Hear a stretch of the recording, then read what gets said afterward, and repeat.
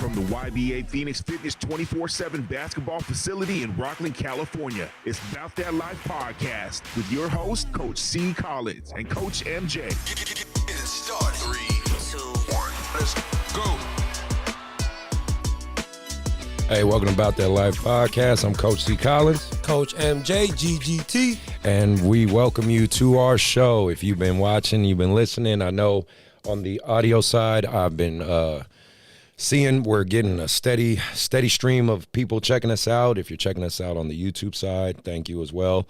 If you're hearing us on the audio side, we appreciate you taking the time to listen to us. Again, we talk a little bit of AAU basketball, a little bit of life, a little bit of everything, for the culture of the game, people who have a passion for the game, from different walks of life. Obviously, we've had movie directors like Deion Taylor on the show. We've had AAU directors. We've had referees. We've had former players. We've had rappers. Right, rappers, like an artist. We just want to, we all share a passion for basketball. We all have our own outlook, but the premise of the show is to show people out there what you could become outside of this game and how it could translate to everything else you do. So without further ado, let's get through our sponsors to get to our guests. So my first sponsor, shout out to you, Dr. Dish, best shooting machine on the market. Go ahead and check them out. They got the All-Star, the Rebel, different versions like that. I use them personally in my gym. Tell them About That Life sent you. They'll hook you up with a discount. Also, if you're looking for AAU tournaments, go ahead and check out Hardwood Palace out here in Rockland, California. They have recreation with hardwood hoops. They also have AAU tournaments every weekend. They have really high competitive teams to even, kind of developmental teams. They have a good fit for all you guys, so please feel free to check them out. Now, with that out the way, let me get to my guests. Well, I shouldn't say solely my guest. It's Mark's guest. Yeah, no, About That Life guest. About That Life guest. A GGT member. Yeah, exactly. You know what I'm saying? So I want to introduce Oscar. I love this. What's up? My name's Oscar. This is my brother G. He can introduce himself. What's up? Thank you guys for having me. Yeah. No problem. Well, for getting to everything, he's an artist. I've heard some of your music. I do my research before guests come on. So you have one song that I think was doing really well, maybe one or two. I remember hearing it on your Instagram Hayden, before. Yeah, that's like at 28 right now, right? 28,000.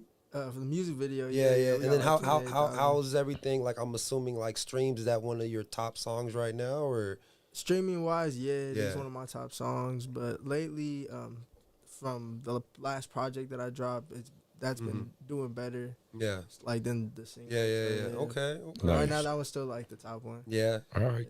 Well, then, appreciate you being on the show. Before we delve into your history, well, hold on. Let me give you my formal applause. I almost forgot. My fault. Got to get the crowd reaction. Welcome to the show. But before we delve into your career and your aspirations for that side of it, why don't we talk about you two's connection and your history with basketball and your love for it, and tell us your journey. How did you get here? Yeah. So we met Mark when I was going into freshman year. My brother was he had just got back from playing professional basketball, and he was trying to get a trainer, and we met Mark, and honestly, like, since we met him, it was just like you could tell he had that drive, Yeah. And we just started working out with him consistently. And how long has it been? Was it like 4 or 5 years? Has it been? It's been like 4 or 5 years. Yeah, 4 or 5 years ago. This was like, you know, like in the, I remember if you remember that gym, remember you and Marcus came. Yeah, I remember we that. did like a Yeah, video yeah. out there in Davis. That was like the wow. first Yeah, I gym. remember like, that, you know, I had yeah. a chance to kind of start my training Yeah. stuff when I first moved out here. And like I said, G was still playing professionally in Mexico. Nice. I trained him and I trained Yeah. him. Yeah. You know? I was actually trying to go back. Yeah, yeah. For my Achilles. Oh, man. I know that injury. Trust me too well. Jesus. Yeah, yeah. Okay, so then he was training, he working was- with you. Go. Yeah, he go ahead. just he was helping me. I was trying out for the freshman team, you know, and I was training with my brother too. At which high school? Because I was born in Woodland. Okay. Raised in Sacramento, but I still went to high school in Woodland. So Okay. Pioneer High School. I went to Woodland High School freshman year, and then I transferred to Pioneer during sophomore rest of the year, or for the rest of high school. But during freshman year, at Woodland High, we were trying to prep me up to, you know, make the freshman team at the Right. time, because I had been playing baseball all my life leading up to that. All right. And but yeah, Mark got me right. I was, as a freshman, you know, had me starting. So it was like, Yeah, I got some old school videos. You know what I'm saying? I got some stuff in back from 2019. 2018. You were saying it was like before. Yeah, pre-COVID. Yeah, pre-COVID. Sure. And then, so, you know, you fast forward after high school. Obviously, I'm assuming you still love basketball. You still have a passion for it, but obviously your career trajectory is going in a different path. When for you did you kind of decide this is, you know, what you rather pursue or what you want to do? What I want to do, yeah. It was really, it started off because I've always been, like, I grew up around music and I've played instruments since a young age. Nice. And it started off during COVID. I was messing around, just like making beats. Yeah, Like, yeah. I was during online school, right? So instead of being in my online classes, I was always just like making beats, just spending all my days just getting Right. good at it, you know, just like making beat after beat. And it got to the point where I started getting artists to use them, like getting Nice. placements, some bigger artists like from Sacramento, you know, just starting to get my name out there. And eventually it became like, it got to the point where I was sending out my beats and I wasn't really liking like what the artists were doing to them. So I was just like, man, I think So I'm gonna do this shit myself. I was like, I think I could approach this like better, you know? So it just started off like making songs for fun, like, you know, just messing around with it, having fun with it and experimenting. And then eventually it turned into, you know, something where we had a song and it was just like, I can't hold on to this. I can't just keep this to myself. You know? Right. But yeah, and then eventually, fast forward like 7 months ago, going on 7 months ago, I dropped my first single. Nice. Yes, sir. What was the name of it? Hayden. That was the Hayden. one. Hayden. I Okay. dropped my first single. I think that's the one I heard. Yeah. I'm like 90% sure that was the one I heard. It was a good song. Thank you. Yeah. But I think the biggest story I remember when they told me I think you told me it was during COVID and was it a keyboard? I think your brother, their other brother Mondo, I guess, was he in the military during that time? so yeah, he was serving his last year. And, Yeah. Or no, he was in the middle. Yeah, he was serving his last. And this was year. before you made beats, right? Right. Yeah. Okay. So listen to the story. So This is Okay. crazy. Mondo, the middle brother. Yeah. He ordered like a MIDI keyboard to make beats on. Yeah. And he was trying to order it to his house in Texas, right? Right. But he accidentally ordered it to our house. Yeah. Bro, that's just crazy. And so I was like, that was like during the online school time. So Yeah. I had this keyboard and it came with like a free program of, it's called Ableton Lite. Yeah. It's basically it's a program you can make beats on. And Okay. all. So that was how it all started. Because I told him, I was like, hey, like this keyboard came with Right. your name on it. And he was like, at first he was like, oh, yo, can you ship that back out to me? And I Yeah. was just like, yeah. Like I was like, all right, yeah. But, And like, never I was, quite It happened. was already open. Right. And he was just like, nah, you can keep it, bro. Like I'll Nice. order another one. And then And that's crazy if you think about it. It's like, if that would have went to Texas, there's no hating, there's Right. no singles, there's no Right. Raimi, there's no. I mean, I feel like at the end of the day, because right, Yeah. right. That's how it works. I mean, So yeah, man, that's a blessing. like we talked about before the show, you Yeah. know, with Yeah, getting this facility, Yeah, just things man. happen for a reason. You know what I mean? serendipities. So, well, you're in a very competitive sport. as you know. Being an artist is 1000%. it's probably just as equally as competitive as basketball, right? Cutthroat And too. and it's a young man's sport on top of that. You know what I mean? Of course, you got your DMXs who really got big when he was like 30-something or whatever. But I'm just saying, for the most part, it's a young man's game. Yeah. And I'm pretty sure you figured out you're going to have to work pretty damn hard at this. You know, what keeps you going? What makes you, you know, I mean, I would assume you love it, but Yeah. it's got to be more than just that, right? Yeah, I really believe that this is something that I can manifest into like something really big that could eventually, you know, change not only my life but like my family's life and overflow into, you know, become something bigger more than just for myself, you know. And I think as long as I keep pushing that and staying consistent with what I'm trying to do, then eventually, like, you know, eventually it'll happen. Yeah. I mean, Inevitable. Yeah. Inevitable. all it takes is one. Yes. You get one great hit and keep it going from there. I mean, You got a lot. They don't even know. yeah, that's what I'm saying. Well, the thing for him too is he produces. Yeah. Which is Yeah. a whole different, you know, like there's artists, but then there's also producers. Right. Artists, producers. Is a, Yeah. Yeah. One of the things that he didn't mention was like I think the whole thing kind of when he got a Young and Ace placement when it hit the top of the charts in Apple Music for like number a week. 10, yeah. Yeah, and he was still in high school. Nice. He was a senior in high school, That's and good. you know we had to sign off for him to get his money. You know what I mean? 'Cause And I think that's for me, just from a third perspective. Yeah. I think that's when it kind of hit him, like, oh snap, like I could do this, like, and get paid for it. Yes. Yes, you absolutely can. Yeah, that's true. No, that's good. I mean, so let me see. Just make sure I got my ducks in a row. How has him being in your life and, you know, some of the things he's taught you, how has that impacted you and helped you, you know, progress and build the cornerstones for yourself? He's definitely given me like a perspective of what actually needs to be done to get to the level you want to be, because I see all the work that the athletes put in order to get to a certain level, and like it's, you know, it's not we don't do it just for fun. Yeah, Like we do it you're for fun because we love it, but it's like, you know, you're really dedicating a lot of time. No sleep sometimes. Exactly, yeah. And it's just the mentality of just also keep going, like even through just keep going, you know.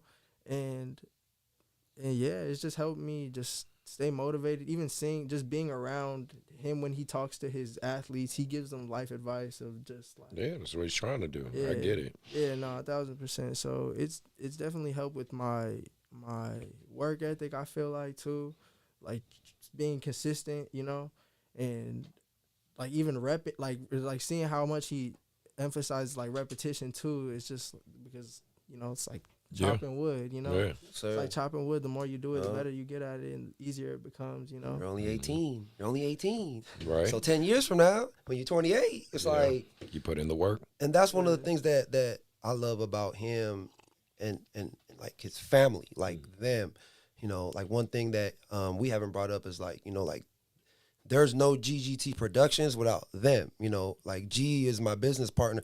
I mean, in a way, like they're both my business partner from a standpoint, like they were with me from the beginning.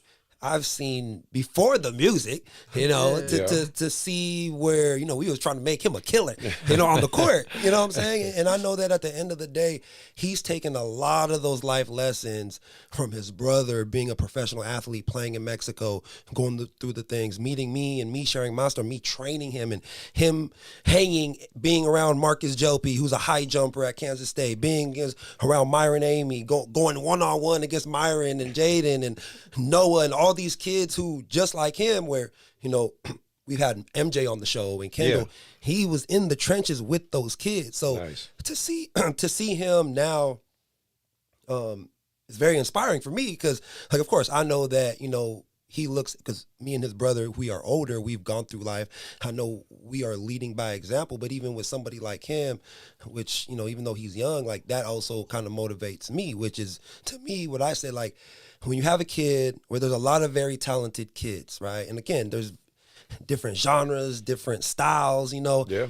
For me, with him, he's like we say this a lot.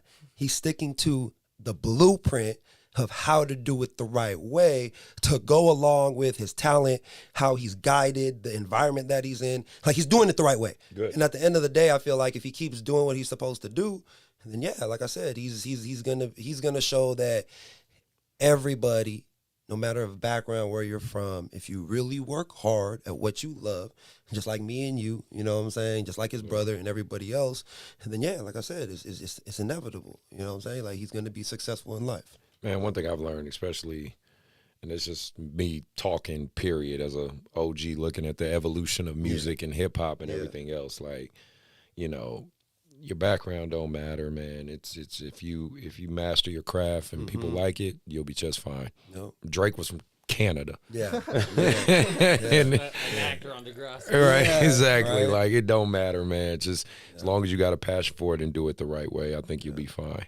Sure. So, what would you say for yourself? Like, what would you identify as? What would you call your music, or what audience are you trying to tap into? Right? It's very hip hop. Like, I think I do tap into like the R&B side too, hip hop R&B, and yeah, like just around there. Yeah, I like to produce. Okay. I really like to produce everything. Okay. Yeah, you know, I try not to stick too much to that because I feel Right. like you can put yourself in a box sometimes. You can. So, you know, I stay in that lane, but it's really, you know, it's a lot of everything. You have any favorite artists for yourself, or any artists, like, if you had a dream artist you could work with? You have any you've thought of? J. Cole, like growing up, my brother's just a lot of J. Cole. Nice. You know, I mean, eventually I see myself working with Drake. I see myself working with Justin Bieber. Speaking to existence. I see myself working with, you know. That'd be great. You know, I think. Because, like I said, I had the first interview. For real. Hey, for real. That's why we got him on. Right? No, that's good. But I believe that if I keep just locking in and staying focused, then that's an achievable goal, you know. No, I agree. I And mean, even if it's not to the point where I'm like on the song with them, but in the room producing for them, like, cause I think that's one advantage I have as an artist, is that, like, if I'm not saying like as an artist it won't work out, but if it didn't work out, I always have the producing side that I can like lean on and push. Like, you know, you can still make money as a producer. That and boy got skills too. He got skills. that's what's up. No, that's good. I mean, so have you thought, like, in terms of, and I'm sure, you know, you being a big brother and stuff, you might have talked to him about this stuff, but like in you know, investing and making some moves for yourself, you know, kind of like investing in the equipment and things like that. I only speak on that because, Yeah, 1,000%. as you can see, you're living in something, or not living, you're around something I just invested my Yeah. life into. You know what I mean? So I just wonder if you thought of those type of things too. 1,000%. Yeah, like the first, the Young and Ace placement, the first music check I ever got, it was like $1,300, right? $1,300. I bought a mic, a brand new mic, some new headphones, like an interface. I was just like, okay, let's get it popping. Yeah, people don't know, man. You got to invest in yourself. That's one big 100%. thing. So then I want to talk a little basketball from your side of it, and of course your side of it too. So mainly a big part of, obviously, this show, or the premise of this show, is AAU basketball, right? I talk culturally about AAU basketball, especially for our listeners. Obviously, they know we're tapped into that world. And the cool part is, I will say, there are a lot of people that actually listen to this show, and actually it surprises me sometimes. But there's actually people, like, I'll go to a tournament in the Bay or something, people will come up to me, "Hey man, I love your show." I'm like, "Oh, That's awesome. thanks." You know, it's surreal for me, because I'm like, I mean, I'm gonna be real. He knows I talk about it all the time on the show. This is kind of my therapy. I get to just sit and talk basketball and talk a little mess, and you know, I throw a few people under the bus, but I try not to do it too much. But no, like, all I try to speak is just the reality of what I see, in my opinion. Yeah. Some people can agree, disagree, and that's fine. Again, I'm fine with people disagreeing with me. I think I've challenged people plenty of times to come on the show, disagree with me. They won't do it, but I'm curious. I'm always curious from, like, a younger man like yourself's perspective, from someone who's outside of it, right? Because I remember, like, when we had Kai on the show, we talked about, you know, what do you see in AAU now that you're out of it, right? And you know, my side of it, it's crazy. It's the Wild West. But I'm just curious, what are your thoughts, good, bad, and different, when it comes to AAU basketball? If you know, seen enough of it. I've seen one thing I've noticed is, I don't know if it's become like a cool thing in my generation to be like super nonchalant and like not try hard. You know, like not try hard. Yeah, you too cool to try hard. Like, and it's like what are you doing out there then? You know what I mean? But I see a lot of that's one thing that I've noticed is just like, I don't know if that's like a thing in my generation. It's cool to be like not try hard. I don't know, man. I think it's highlight culture. That's what I blame it 1000%. on. And again, I said it last episode. I say it again. No knock on any of the highlight companies. I don't knock Simply, Ball is Life, Overtime, whatever. Dude, make your money. Like, this is a capitalist society. If you find a niche, make your money, right? But, you know, you got kids who are playing for highlights as opposed to playing the game and just getting highlights, right? That's what I'm noticing anyway. And there's a lot of young talent though. There's like seen a lot of young like crazy talent. There's like that like I can't even imagine being like 12 years old, like to see some like right. Yeah, so yeah, a lot of talent, but yeah, you know, yeah. You got any thoughts on that one? I mean, how about for you? Like when you were you played AAU, do you feel like? Let me ask you this, like, because we were just talking about one of my players, right, who's from the area, right, of Solano, Yolo County. For you, you know, and of course G as well. What would you guys? And I'm not from this area. What would you guys say from your perspective?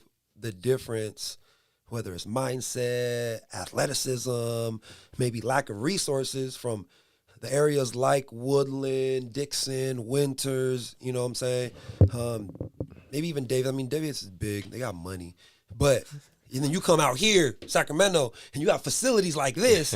We don't got none of that in Vacaville, Davis, Dixon. For you guys, you know, you guys are born and raised here, you know, and I feel like it's good that you guys are here. We can start that conversation. I feel like that's a loaded question. We got all night. That's a loaded question because, like, I felt this way for a long time. When I came back from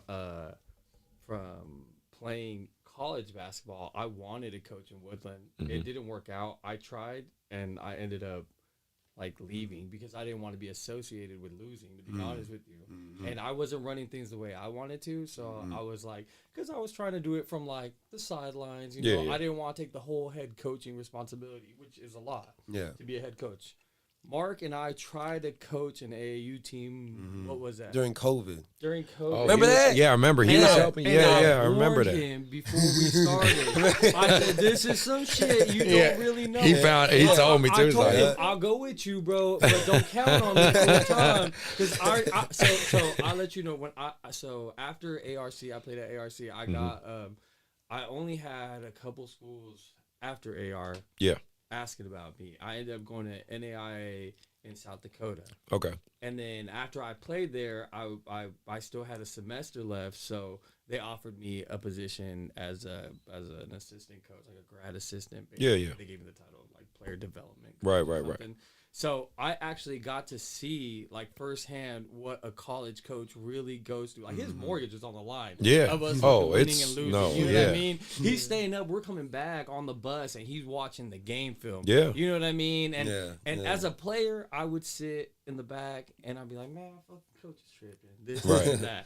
But and now then you see, coming like, back, and I'm just like, dude, this dude's not gonna sleep tonight. He's gonna wake up early. He's gonna come up with the game plan on how to fix that. We're gonna address it in practice, and some of these kids are gonna fuck up, and he's gonna be pissed. Exactly. Like I already knew what was gonna happen. But at least you see it. You see that side. And I saw that. So coming back, like I had like such a different perspective. And growing up, because I grew up in Woodland, and the only AAU basketball I really knew was Oakland Soldiers, Bay Area Hoosiers. And then I knew there were some teams out here in Sacramento. I think there was like the Pharaohs. I don't even remember. That was. Yep, you know, Pharaohs and was then, there. And then like Spirit of the North were like the ones that I remember.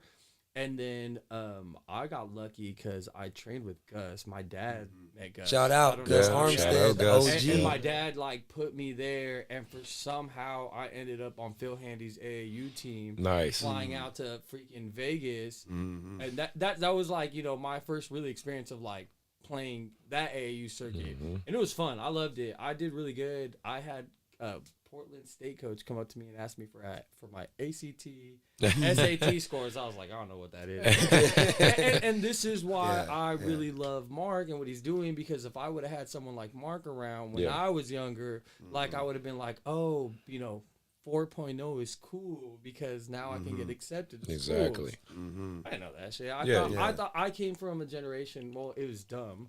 We thought someone was going to take the test for us. Someone was going to pass our class. Someone was going to... It's so delusional. Yeah. And I had no one tell me different. Yeah. Oh, man. So I watch AAU basketball now, and I think to myself, like...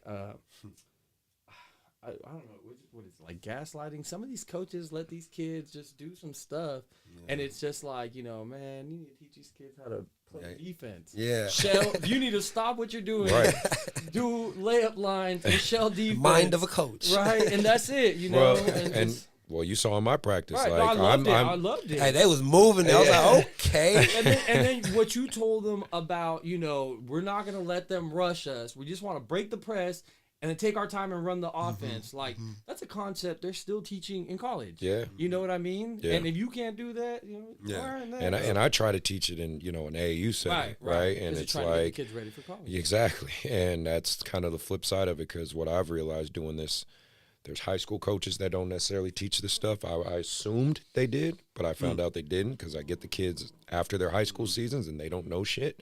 Like some of my kids, some of those 16U kids that came to me today, they didn't understand help side defense. I'm having to kind of teach these things that I'm assuming, like, you're a sophomore in high school. How did you not learn this? Right. And then, again, like even teaching the concept of 0.5 basketball, just make a decision and go. Like, stop with all the extra, 3, 4, 5, 6, 7, 8, 9. Like, you can't stop. Like, because again, like what I try to tell the kids is you're trying to emulate where you're trying to go. I said, if you watch March Madness and you don't see all this ISO ball, why are you doing that on the showcase? Like, college coaches they're not stupid. They're going to realize, like, they're going to be like, oh, I don't want that in my program. They're basketball junkies. Yeah. They geek out on this stuff, man. Today we had, I won't say his name, but we had one of the kids I was working with, a really good shooter. Yeah. The best shooters in the county, I think so. And one of the things when I watched him play all season was like he would just hide in the corner. Yeah. I don't know if you've ever seen that. Oh, I've seen that plenty of times. Hide in the corner because, the coach also sometimes doesn't teach them, like, and I told him, bro, as a shooter, have you ever heard, like, if you set a good screen, you're gonna get a good shot. So anyways, he didn't know about that. Right. And he's a senior. Yeah. You know what I mean? Anyway. It's tough. No, you're Shout out to Matt Kosu, Davis High School. You know what I'm saying? One of the best shooters in the county. About that life. Man, it's tough, man. Like, trying to find this balance between coach, because again, like my coaching style, I could tell you, I'm not an in between coach. Either kids love me or hate me, right? But and parents too.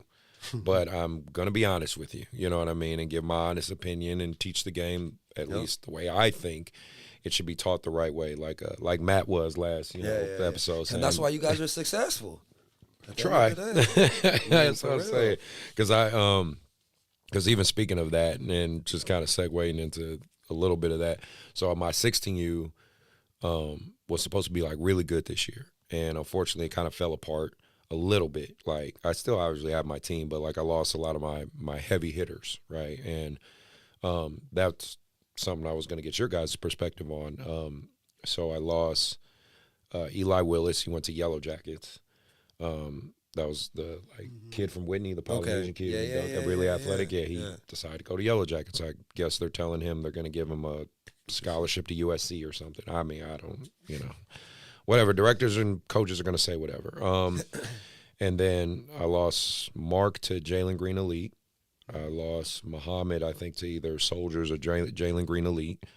I had these two kids from Capital. Lost them because their varsity coach wanted them to go play somewhere else or whatever. Then I lost Titus and Chad. Not 100% sure why. I mean, I think their parents were saying I was cursing the kids out, which objectively wasn't true. I listened to the tape. I didn't curse their kid out. Like I said, get your shit together. Like you need to play defense, but apparently that. And I coached them freshman year, so it's like it's the same. If anything, I was nicer this year than last year, but. I mean, this is what I'm saying. In this AAU culture, there seems to be no loyalty at all. It really is about salesmanship more than development at times. Mm-hmm. It's always about who can get them the gear, who can tell them, I got this college. I have plenty. Let me make this disclaimer clear because this is just me on a side note. I have plenty of college contacts, like straight up, because I was a JC coach. So I was ARC. So I have plenty of Division IIIs, NAIs, D1s, D2s, JCs. I got plenty of that.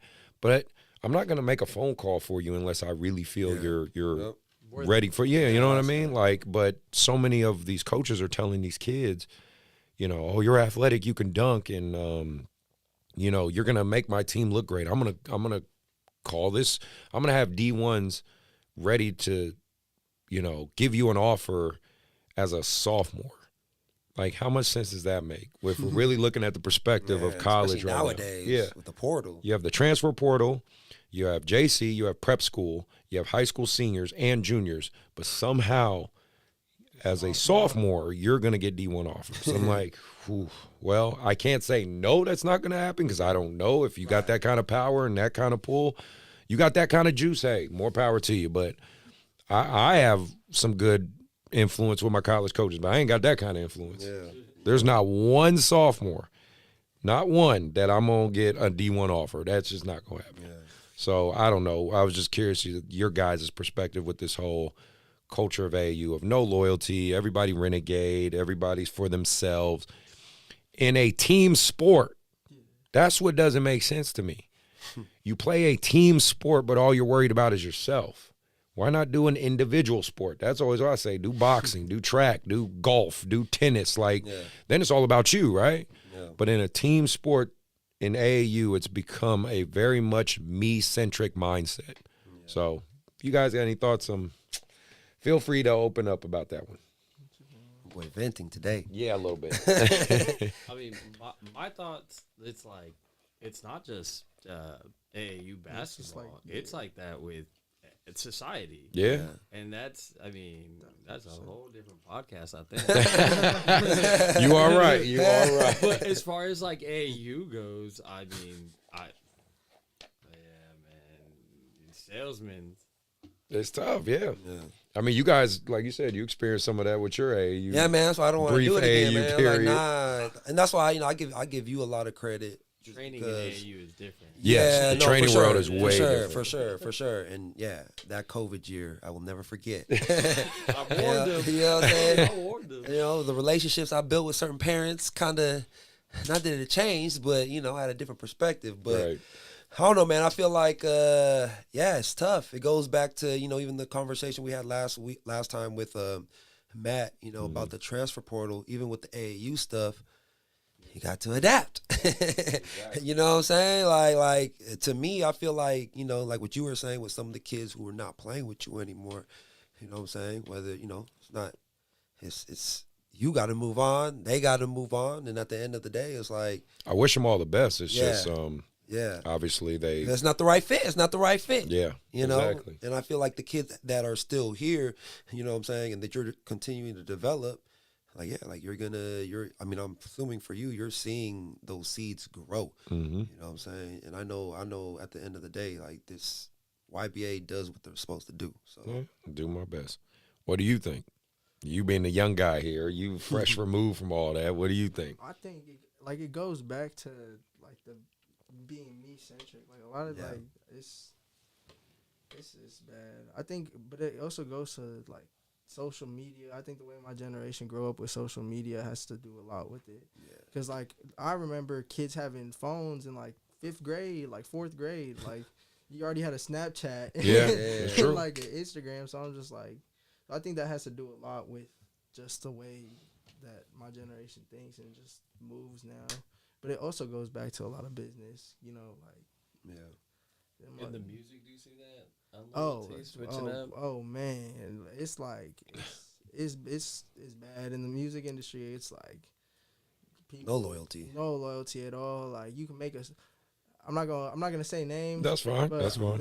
There's times where I've worked with artists. Like we're in the same room. Like we work on a song together, have a finished product, and it's like some crazy, right? Yeah. And then you go couple like later, they're talking about, oh, my label, I want to put this on my project, but we can't like have a certain artist. We can have you on there. Yeah. Like people will take you off, and then it's just like nobody like it's. That's what I was gonna say. It's That- cutthroat. In That's the music what I was industry. gonna say. The comparison with the music life, because again, I don't know that world, but just from observing it and talking to enough artists, it sounds like if you don't have everything recorded, everything copyrighted, everything, like people will take your stuff. 1,000%. And Oh, go ahead. I think yeah, you can go, bro. No, I was gonna say you've experienced exactly that. Yeah, exactly that. Yeah, 1,000%. Yeah. I've had people try to sell my beats to other people. Like I've had Holy sh! I had someone like try to buy like a lease from my beat and sell it to somebody else, and then that person ended up putting a song with it, and then I'm just like, yo, you gotta take this down. I can't get it copyrighted. And they're just like, nah, bro, I paid for this beat, and I was like, you didn't pay me, so I don't know. Oh man! So it's like, yeah, crazy. no, but it's cutthroat in the music industry. People are very, they're really only, it's a lot of people are only really looking out for themselves, and it's like I think if you really try to make the best way to do it, I really think is just add value to the community. Like if I'm working with the artist and I'm sending him beats constantly, and I know he's gonna do something crazy with it, like, you know, you keep building that, like, you know, that relationship and keep building your network like that. But when a lot of artists are like very self-centered and it's just like that, you can't really go. I think like it won't really last long. You know what I mean? Because you'll end up like burning bridges with connections if you trying to act too cool or like trying to like, you know what I mean? Like I think in the long run it doesn't work out well, you know? Trying to change a scholarship as a sophomore. Yeah. Exactly. There you go. How do you think you balance between the marketing side, right? Because you got to market yourself to a degree, right? You know, and staying true to kind of who you are. Like, or if you are, I mean, I assume you found a good balance of both. You sound like you're basically an independent artist, which is a good spot to be in, obviously. But, you know, let's say a major label comes at you and says, hey, we want you to do a couple things like that. I mean, it's the reality of it don't matter if it's sports, it don't matter if it's music. There's a level of exploitation, give and take. You know what I mean? Like, look at the NBA, obviously. You know, there's a level of it. Have you kind of prepared yourself for those moments or had any thoughts about those type of things? Yeah, 1,000%. And I think the best way to approach it is like build your own catalog first and have leverage. So when the labels come to you, it's like I already have my fan base growing, and it's like you guys can. It's like I can continue to build this without you guys, but if you guys want to help, like feed the fire, you know what I mean. So I think definitely having your own catalog ready and having leverage over any label, because then you get to a point where it's like you can go to multiple labels and like see what they offer, and it's like I can do this without you guys still. So definitely having leverage is like key. I think it's a very fascinating time for young artists, and you know, Mark and G, you guys might understand my perspective on this. Like, in my time, as old as fuck, I hate saying that because it makes me feel so fucking old. But no, like you couldn't make it unless you had a major label backing you up. You understand what I'm saying? 100%. Like you had there, because the internet was like in its infancy, and the social media platforms, TikTok didn't exist. I mean, pre-TikTok was Vine, and you know, even then, you know, rest in peace Vine, because I remember that era. But it's like, you know, Instagram, Facebook became what it was, Twitter. I mean, YouTube. Geez, it's in itself. And even now on the backside of it, what's that one that's like lightweight competing with YouTube at this point? Rumble. I think it's Rumble. Really? And then because they have like less restrictions, like no rules. It's like a platform like YouTube, but like you could be a super racist. Nazi on there and say whatever you want. They are literally like 100% freedom of speech. It's crazy. So, I was like, Jesus. But they're like starting to gain steam because they're getting like big time YouTubers transferring to that platform. Yeah. And then and then you got Twitch streaming, right? The video game stuff. Yeah. Well, now it's not even video games. I mean, they do video games. I see T-Pain on their live. Yeah, that's what I'm saying. Yeah. It's like, so I think for young artists, it's interesting because you guys can really create your own fan base and grow without the backing of a label. You know what I mean? So, for you, like, how much work do you put in? It sounds so, to me, it sounds exhausting, right? You got to go all these platforms all the time and kind of, but how do you approach it? Or what's your routine for, when you're doing all this stuff? Like you make a song, how do you get it out there? How do you, market yourself, market it, the music videos, the production? Obviously you got to have a team behind you backing you up. So I'm just curious your approach to all this. So a lot of times it's like the music is going to come. I'm going to make, the music, I think I'm going to always be making music regardless of, whether I put it out or not. Mm-hmm. But it's like, okay, we have this single that we want to drop, right? So then it's the first step is get visuals for it because we're in an era of, through social media, videos are like key for it. So make sure have visuals that can relate to the song, so the viewers have something to something to click with.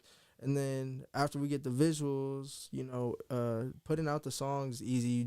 You can upload it to DistroKid, and through DistroKid it sends your music to Spotify, Apple Music, YouTube, everything. Right. And then schedule a video, and I think posting reels like consistently leading up to a video drop, and you see which ones do best organically and run paid ads on the ones that do best organically, and then just kind of grow from there, right? Yeah, keep growing. Shout out Ramey. Shout out Ramey, yeah. Manager. So I'm signed to a management deal as an artist and producer to shout out Ramey Music, crazy producer. Crazy, Okay. He's the GOAT. So he helps me. He helped me with the Young and Ace placement to get all my paperwork set up, and he just made it super easy for us to get paid, and just like he showed me how he did it. Nice. It was like, yeah, this is how we're getting your money. This is how So he's been like the greatest manager that I could ask for. Yeah, the whole team basically. Ramey has, and I say this from a big brother. Oscar has always had this niche of having friends that are older than him. And as an older, I like, I'm 33. Right. He's 18. So I left to college. I came back. I had a life. Yeah. Came back, and I seen him like as a 6th, 7th grader hanging out with, or 7th and 8th grade hanging out with high school seniors. And it bothered me. I'm like, what are like, why are you hanging out? Yeah, why are you hanging out with my little brother? Like, you're in high school. What do you do? So it's always been like that with him. So, Ramey, his manager, I was weary, honestly, you should be when you just graduating in high school. It wasn't so much. It's just the music world. Yeah, and in Sacramento, it's a treacherous world. What I know from Sacramento music, which is not much. Well, kind of more now that I know him. Yeah, is sometimes like I would chaperone him or not want to take him places because of just. Like, you're 17. I have a pretty good idea what's gonna go on there. I'm not sure we want you there. Yeah, right, you know right. I mean? No, I get it. So his manager, super cool. He's close to my age. he's now independently, like he's also a producer, and he has his own business, and he only has like He only manages two artists. He only manages two artists. Nice. So he's been all in on Oscar. He got Oscar's. He got my EP tattooed. His album That's what's up. Well, he's tattooed clearly on on his you. arm. Then. Yeah, he's clearly all in. He believes. So I mean, when you're asking me about what's his process, I would say a lot of it is his management team. Yeah. That has been like just over the top. Really, like he's got a show coming up soon here in Alberta, right? Oh yeah, well, Yeah, you got should a mention that on the show. I'm gonna share this. We Yeah, got a definitely. show coming up May 13th, opening for Adrian Marcel. Hey, okay. Adrian Marcel's got that song. It's too late. Nice. No, man. Like, That's gonna be dope. there you go, man. Do that, man. Hell yeah, you got to get that out there. No. He's had two shows. Okay, he had two shows. One of them was at Brick and Mortar in San Francisco. I don't know if you guys would know. I don't I know. was I've there. heard That that shit was place. So it was Mark was crazy there, because Oscar was only supposed to do one song or two songs. I was only supposed to do one song. And he started doing a second one, and we got video of it. Yeah. He was That shit was dope. starting to turn into a mosh pit. Yeah. And then he stopped because he didn't know this first Right. one kind of. Yeah. Second show. That shit was crazy. And everyone there was like basically waiting for him before he came out. Yeah, So, and that was a lot of fun. I wasn't even headlining, and then He I wasn't. come Nice. out. You gotta wait. Yeah. The people in the back, because I was in the back room, because I'm 18, Yeah. and it's a 21 and over. Like, Oh, event. yeah. So they have to have me in the green room, Right. you know, like waiting to perform, and then everybody comes out before me, and then the people come to get me, right, and they're like, "Hey, Oscar, it's your turn." The crowd's like chanting your name. Yeah, Oh, the wow. energy I was like, was different. I was for him. like, what? It Like, was- I was so surprised. I was like, what? And I go out, and it's just, It's got to you be know, a great feeling. oh man, it was. I can't even. Well, that's what I explain was it. gonna It's say. surreal, yeah. How was it performing in a crowd, or like for the first time, or if you remember your first time or anything like that? No, How'd the that first feel? time, it was surreal. It felt like an outer body experience, you know, Nice. and it was just. I felt so comfortable out there. It was just like this is what I was meant to do, you know. That's And sick. it was more. It felt like I felt like I had something to prove, and I still feel like I have something to prove, and I feel like I just have to keep that hunger, you know. And it's like when I got out on the stage for the first time, it was like none of these people have heard this or know who I am, but I promise that after this show, you guys will remember me. You know what I mean? So it was like. It was definitely an out of body experience. Nice. And then his lineup, all unreleased bangers. yeah, it was just all it was unreleased. I had performed Hayden, and then I performed another unreleased song. That still isn't out yet. Still Right. not out. It's crazy. But I had it was cool because at first, like when I went out there, the crowd wasn't really engaging. Well, yeah. So I just kept my energy, and Right. then eventually you just see heads start jumping, Right. and then it gets like That's how it works. That's how it works. So it was and then the second show it was just like that one was surreal. That one felt and it was dope because I had a lot of friends and family there too. Yeah. You know, because it was not just like the first show was a lot of people like no I didn't know anybody Right, there, right, you know? right. But the second show it was a lot of friends and family, and it was awesome to see that kind of support from like people that close to me. Of So course. yeah, I can only imagine. How do you feel about seeing his growth? Man, it's like a movie. Like I said, I've been telling them, like with everything, like I said, like even I know that with the basketball stuff that we've done, like the basketball brought us together, cross paths. It goes back to like what I was saying, like all of this is just very, very inspiring to me. It's motivating to me, and that's why I feel like, seeing it from him, like he's 18 and using his example to the kids I train. You know what I'm saying? That who also know him. Yeah. It's like Oscar's doing this. Like Right. you can do this in basketball, just work as hard as him. And you guys have talent like him in his own field. So it's like, but again, he's surrounded by really good people, good family, good friends. Like Support he, system is and just even like I said, he's still young. Like even the way he talk and the way he move it's not like other kids who may not have a lot of positivity or the right guidance on a day-to-day basis. Said he got a management team. Yeah. And even besides that, he got his brother, he got his parents, you know what I'm saying? Mark. Yeah, when I'm around, you know what I'm saying? Like, you know, whenever I always say, like, whenever I'm with them too, like something always happens. You know, we come up with an idea. You know what I'm saying? And I feel like again, for somebody at this age, you know, who's definitely, like, I feel like this experience, like I was telling G the other day, like, yo, when I was 18, I was working at Outback Steakhouse. Yeah, right. Yeah, I was busting tables. You know, I wish I could do half the stuff you right? guys do. And this man. dude was just in LA for a month, making music in a mansion, going out. I'm Nice. like, bro, like, so yeah, he was telling me about that. I was gonna say, well, Yeah. that was a question I was gonna ask you. You know, about that LA experience and you know all you did there. Like, Shout out Raimi.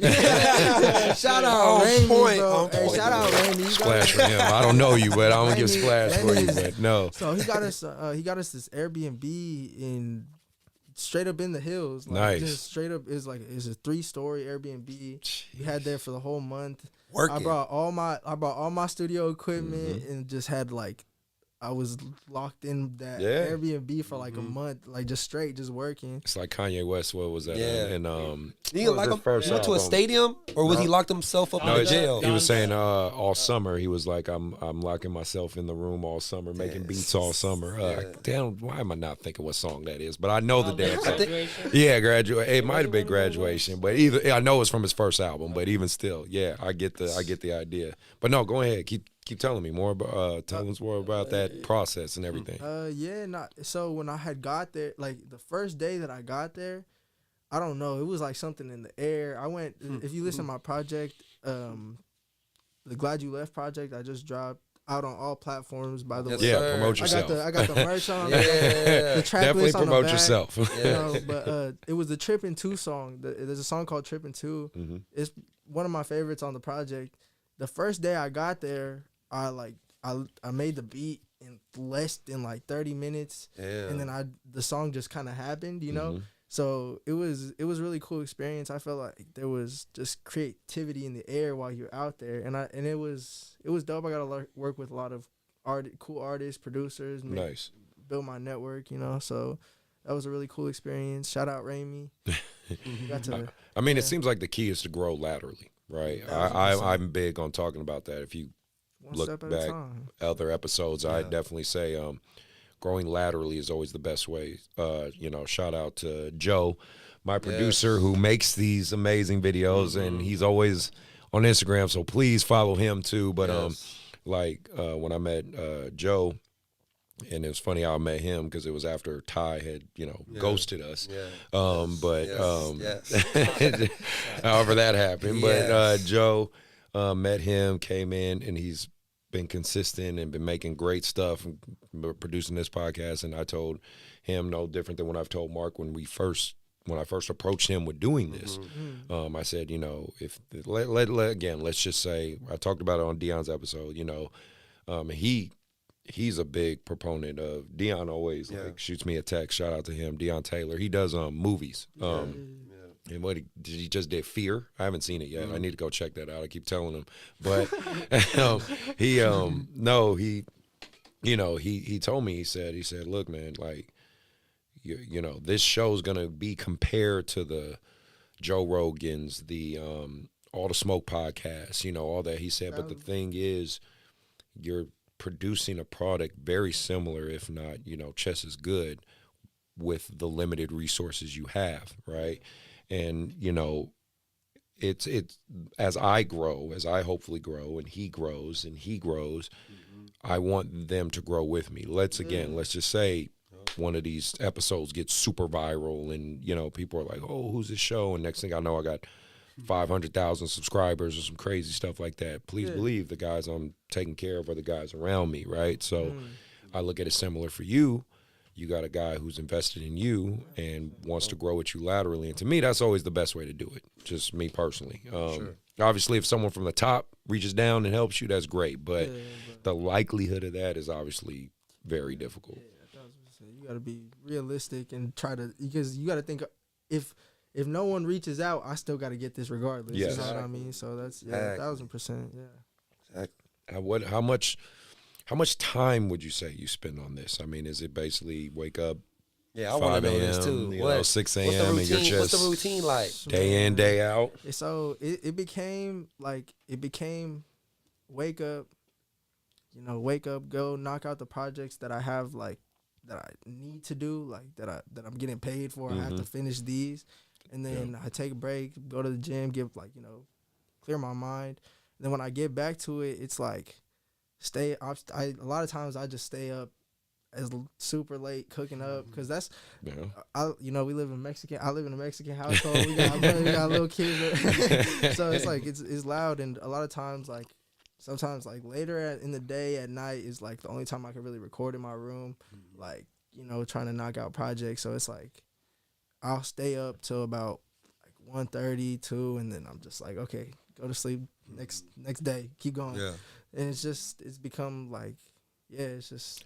Man, you got to understand, though, and this is just me speaking, again, as my old man wisdom or whatever, but, man, your day and age and your generation, if you are willing to put in the work, man, it's I just hate to say it, with your generation, you guys, you got so many fucking more avenues. You know what I mean? You have more places, more options, and on top of that, your generation of kids are such lazy shits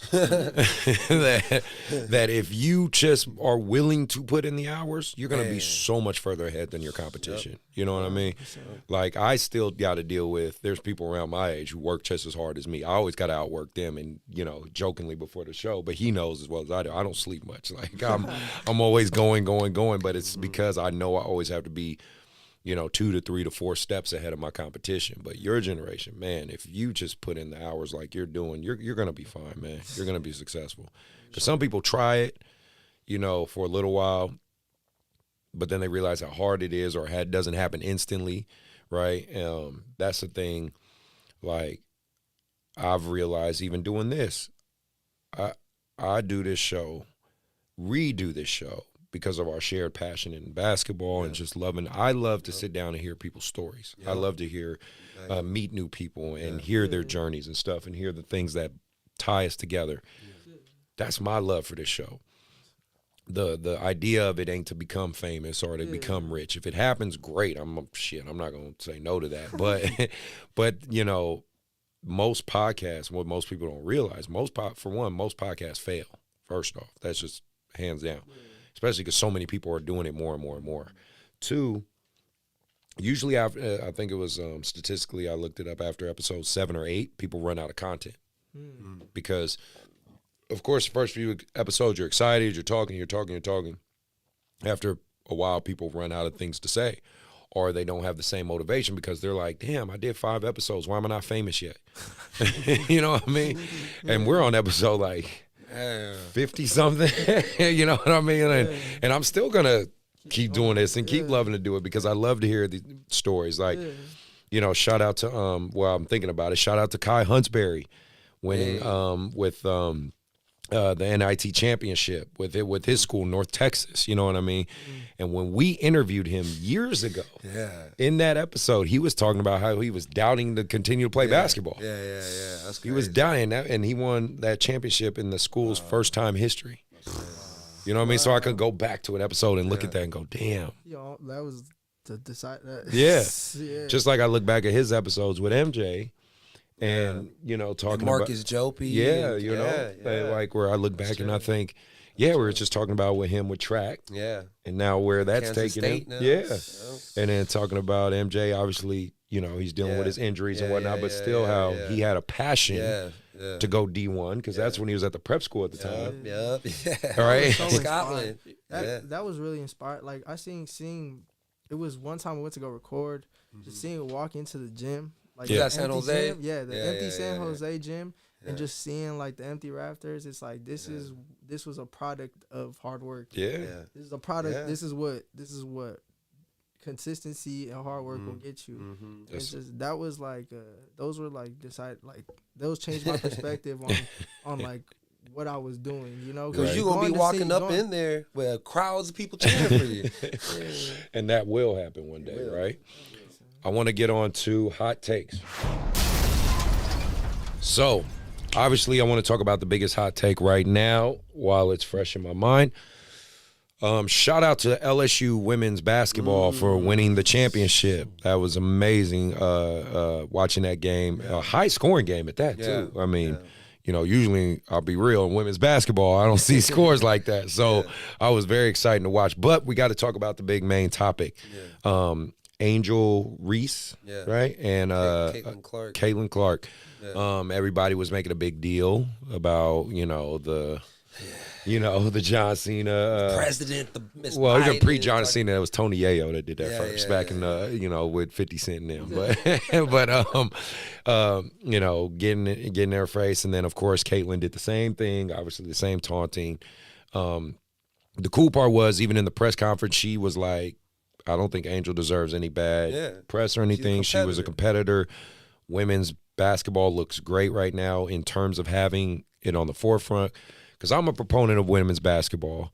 I watch it to a degree. I'm not going to say act like I watch it all the time, but I try to watch it. For sure college, for sure high school girls, right? Because I actually have a girl I help train and coach who's one of the top in the country right now. She's on the ESPN top 15, Harper Peterson at Whitney, right? Oh, she's one of the top 15 in the nation. So obviously I'm very proud of that and very proud of her. So of course that gives me some natural investedness in women's basketball. But the biggest part of the topic I want us to talk about, because, screw it, let's address it like everyone else. Obviously they're saying she's white. She did the gestures, did the taunting. It was all, oh, she's competitive, she's a tough queen, blah, blah, blah, blah. Angel does the same taunt. She's a thug. She's ghetto. Obviously these are all trigger words. We're all minorities in here. Let's keep it real. These are trigger terms or, coded language where they're trying to say something that they're not. There's a lot of people on Twitter. Of course, Twitter is where a lot of people love to talk mess. You got a lot of keyboard thugs, keyboard warriors on Twitter. And the cool part was like Shaquille O'Neal was talking mess back and all that stuff. So I don't know how much you've seen or heard about that, but I was just curious everybody's thoughts about that crazy stuff. I haven't actually followed it, but I think I haven't really been following that much. But, that's fine. I think it's like just the race component is obviously the biggest part that most people are talking about. I think if it's basketball though, it's like the race doesn't even matter. Like it's just more about like it was getting a competitive game. I could assume it was a competitive game. Very it's competitive. Like, it's basketball, right? It's not. I don't think anything is like that's not. I think it should just be. I agree. Cordial, like it's like they both. It was like you know what I mean. Yeah. Kept cordial. I don't think it should be anything. You got any thoughts on this one, Mark? Well, like I said, it's the world that we live in. With was it the president's wife saying that both of them should come like nobody does that, right? And so now it's like you're making it so obvious now. It's like it should just be LSU, but because Iowa has all white girls on the team, and because I feel like to me as a competitor, like leave it alone. Like they're out there competing. Like the whole thing of Caitlin Clark doing it, because she did it in the game before. Against South Carolina. Yeah, against South Carolina. That's cool. That's fine. You know what I'm saying?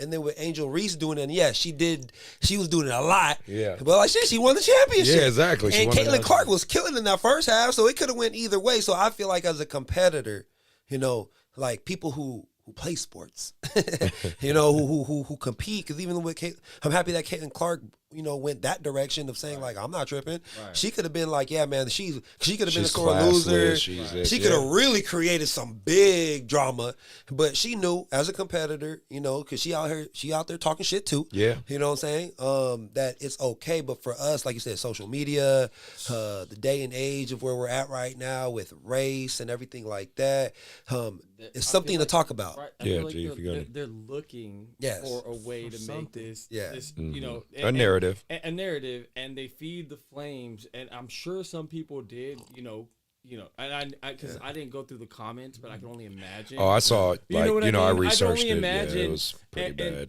to me, I mean, They definitely like they called her a monkey and all the typical racist and crap. My thing is like, why, as basketball community, why do we even fan that flame? Yeah. We should have just, you know what I mean? It's just because if we want to be, a hooper's a hooper, Yeah. right? I mean, Yeah. trash talking's trash talking. Exactly. Like everyone that's adding a narrative I to know. that about being, blacks or whites and Yeah. all that, to me, they're doing too much. It's Right. like, Imagine if Magic and Larry Bird played in today's era with social media. I know, and- right? exactly. Well, and that was kind of what I was thinking in the comparison in my head was, remember during that time with Magic and Bird, because this is kind of glossed over, but most, I think, true basketball purists know this. Magic and Bird saved the NBA. Yeah. Yep. Jordan elevated it, but Yeah. Magic and Bird saved the Coming NBA. coming out of Yeah. college, that Yeah, whole momentum exactly. they had. And then it was, and of course, Country there was Ball the, Boy, L- it was LA, Boston, shining LA, the smile. cultural difference. It was Right. definitely, of course, they didn't say it in the media, but the media knew how to pump up the white versus Hey, black how thing. do you think the crowd? What do you think the shit the crowd was saying? Yeah. Back in those Oh, days? yeah. I've was heard ridiculous. Players talk Oh, yeah. about nowadays. Yeah. You know what I mean? Yeah. And now NBA players are lashing out. Yeah. Get that. Yeah, out, exactly. Get out. But imagine back in Larry Bird and Magic Johnson. Oh, days, what I Magic mean? heard it, and Right. but the cool part with Bird was, I remember, I think I was watching one of the specials they did on them or something. But like Bird only really addressed it once or twice. He just was like, "Yeah, Magic's black." That's like Right. what he took it like. So what? I don't care. He's like, I love him. He loves me. Like we're gonna compete till the day we die. You know what I mean? Like, but they both I think they both knew from a marketing side that it was great for the league. Like, sure, we'll play up the race thing that y'all want to put against. We just hooping. But if it gets us money in our pocket, And and without the controversy of Ellis, the girls talking crap to each other, it was still, I want to say, it was still one of the highest rated. Exactly, games. it was. The girls are getting so yes, good now. yeah. And again, that was the spin I want to say on it is, again, the racist rhetoric, I think, is a very, very small percentage. It is out there, but I don't think it's the majority of it, obviously. But it is good for women's basketball. People could feel any type of way they want about it. But again, that's why I say, Controversy's always good. you circle it back to Magic and Bird when they had their, rivalry that people were trying to put too much on. They're going to put too much on those two. But at the same time, women's basketball has been struggling for ratings, clearly. Like what? Like y'all need to take it. They need that. And then if those two ladies go to the WNBA, be good for the WNBA. I'm just be honest. Right. I mean, NBA players do it all. Look at Russ talking to Dylan Brooks. Look Yeah, at Dylan yeah. Brooks this whole season. Look at Draymond. Well, Look that- at yeah, Patrick Beverley. exactly, You I know know, what I'm saying? right. Like, that's the same manners. This is the same. That's true. If you don't like it, don't lose. Right. And don't give them Exactly. don't give them a reason to talk. Exactly. You know what I mean? Exactly. I overall think it's good. I think Angel is handling it the best way she can. Sure. And I think Caitlin. And they're all handled it getting very paid well. off this shit. Yes, Like, they're all exactly. getting paid. They're Yes. doing commercials and doing ads. Right. And, you know what I'm saying? They're all getting paid. It's so- good for women's basketball. I'm Yeah. a total fan of it. After the I don't know if you guys remember when they did the NCAA and the guys had just 5 steak dinners and the girls had they really pretty much turned it around. Yeah, I feel yeah, like- yeah. They have. NCAA, you know what I Yeah, mean? Right. For No, I women's agree. Basketball, and Yeah. they gotta add extra spin. I guess, man.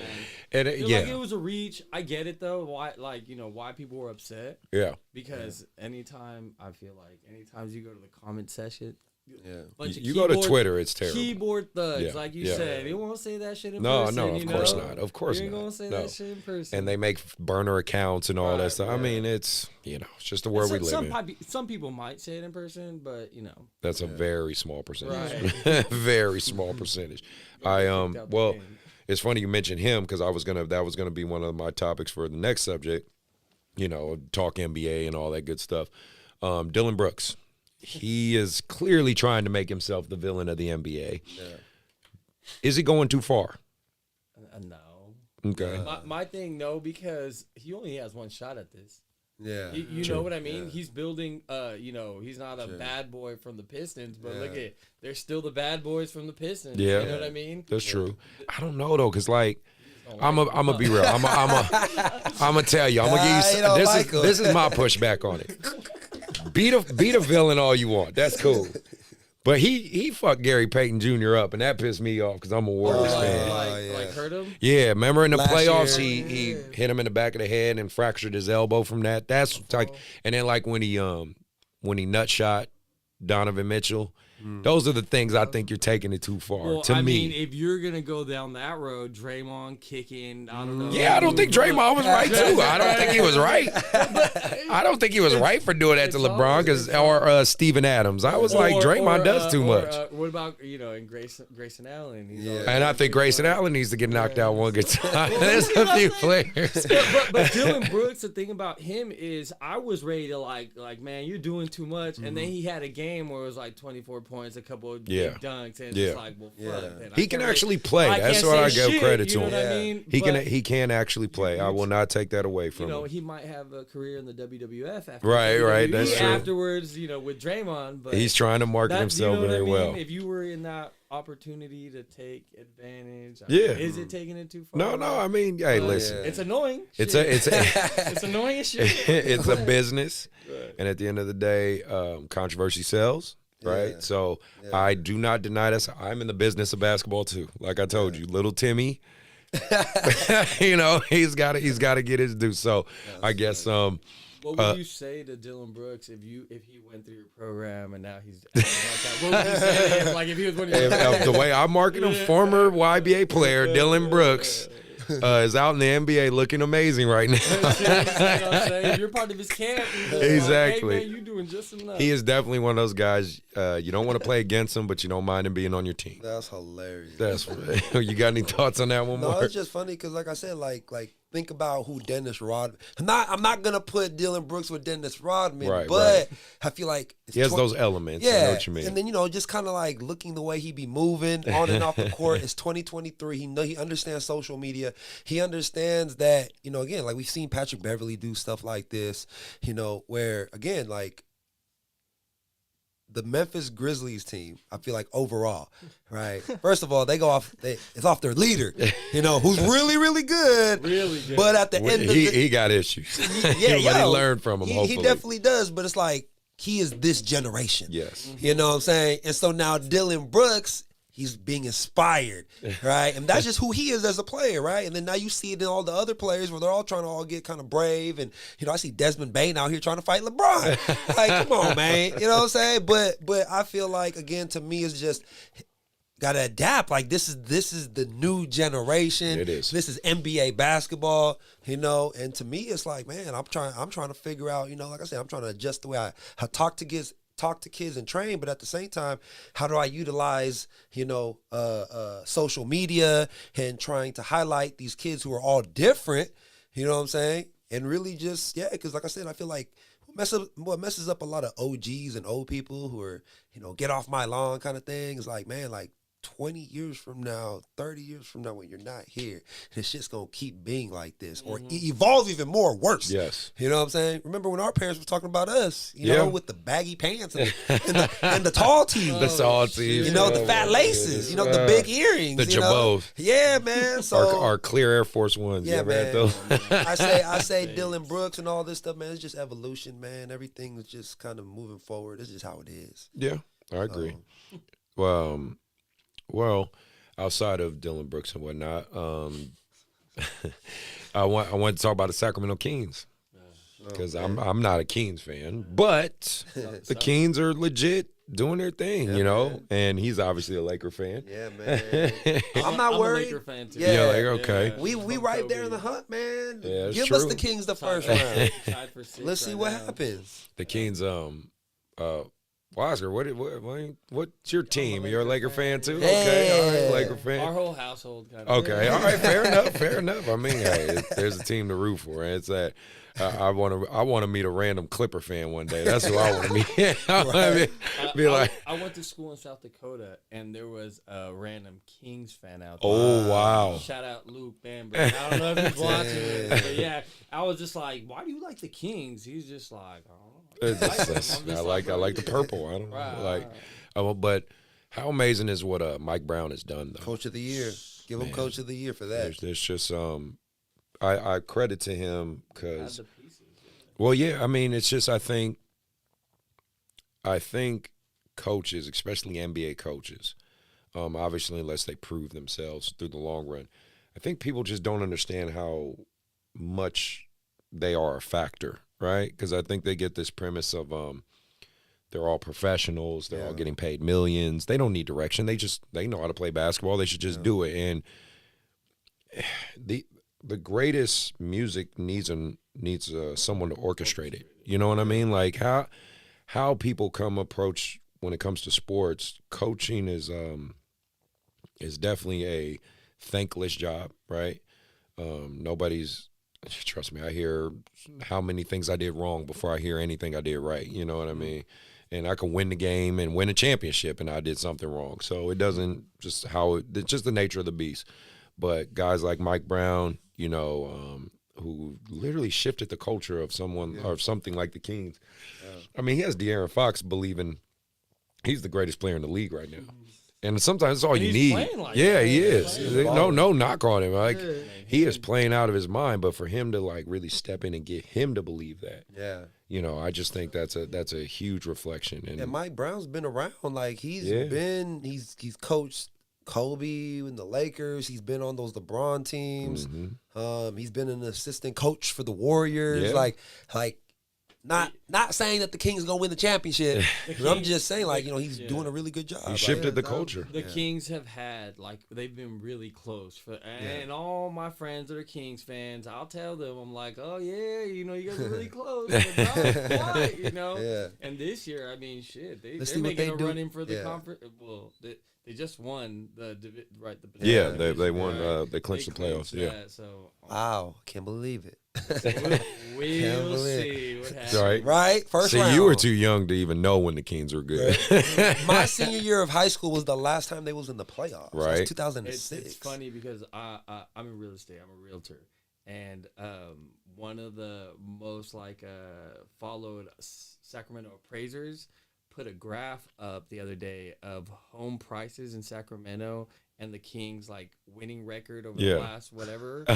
and as the Kings start getting better, all the prices in Sacramento and the last time they were good, you know, prices were good, and then, that's crazy. That's funny. That's really good. That's pretty good. I mean, I don't know, man. Yeah, the West is it's gonna be a great series. Who do you got coming out the West? Don't say the Warriors. I'm just playing. My bias is gonna say the Warriors. But the analytics side in me, damn man, it's just tough. I honestly, because who's number one? It's Denver, right? Joker. I'm sorry, I don't know. But they're not playoff proven. You know what I mean? I don't believe it. Yeah, it's hard to, because you know there's just some of those teams they're great in the season and they just can't get it done in the playoffs, and that's where I say my Warriors are always slept on because. You know, last year people did not have us picked to go to the finals, and damn sure winning. See the Grizzlies. I can't They're distracted, man. They're on other things, man. I can't believe I would not be surprised if the Warriors get to the finals. Yeah, man. But what about the Clippers? You can't be. The Clippers. They're the Clippers. Nah. Come on, playoff Pete. Nah. You believe in playoff Pete? Playoff Pete. He's out. Oh, yeah, he's out. You're right. You're right. Nah. The Clippers are the Clippers, so. I don't know, man. Again, the West is going to be very interesting. Very interesting. Phoenix got Phoenix KD. has KD, but I don't know. And then, well, on the flip side of it, aren't they going to end Kyrie and Luke at the Mavs? I think Kyrie gonna be a Laker next year. That's what I think. I don't think. I think so. I think so. I don't know, man. You know, I feel like he's just. I think so, man. I think he'll reunite with LeBron. Fair enough. I mean, Because he's a free agent right now. True. I mean, after this season, where else is he gonna go? I don't know, man. Kyrie's weird. He'll I go know. to Tibet and go freaking meditate for like a year and come back. I don't know. Like, again, good man, weird dude. This is my opinion. Who was the other person? Didn't Jordan Farmar like go do that for a whole summer and they came back and won the championship? Yeah, that's Did he true. really? That's true. Yeah. With the Lakers. Yeah. Wow. Who knows, man? Yeah, Kyrie's Kyrie. He's gonna go his own path, and then, then out of the East, right? Boston and I Milwaukee. think Boston and Milwaukee They're again. gonna That's win- what I was one gonna of say. those two Philadelphia's are up gonna win the there. championship. Philly. Nah, Philly. Sorry. No. No. It's tough. Yeah, I mean Joel's playing great, but it's just tough. Yeah. What's he gonna do when they double triple? I know to win the game. Yeah. I just don't see it. And then I want to talk about a few more NBA topics, like Ben Simmons, right? Let's Man. get Oscar's opinion on that one. I feel like I don't know. Oh, That's Ben like Simmons? I Yeah. feel like he was your generation's like He embodies an AAU kid to me. right. Man. Like, I didn't get it my way. I'm mad. I don't just know how to gonna give play. up. Like, yeah. Then now you can give me your perspective, but he is him and the guys at the Houston Rockets, Jalen Green, all them. They embody that AAU culture to me. They are the next generation of, unfortunately, what I see when it comes to AAU basketball, or not AAU basketball, NBA basketball players from the AAU culture. But you tell me your opinion with the Ben Simmons and his, I don't know if you call it basketball anymore. Man, I think if you're not gonna try hard, like just stop. Just like if you're not really you know what I mean? Just It's the paycheck. yeah, it's the paycheck, but it's just like damn. To watch what he's become is just sad. Sad, right? Yeah. Yeah, it's sad. It's like you had the potential to be you had the potential to be great, and that's what your legacy is gonna be now.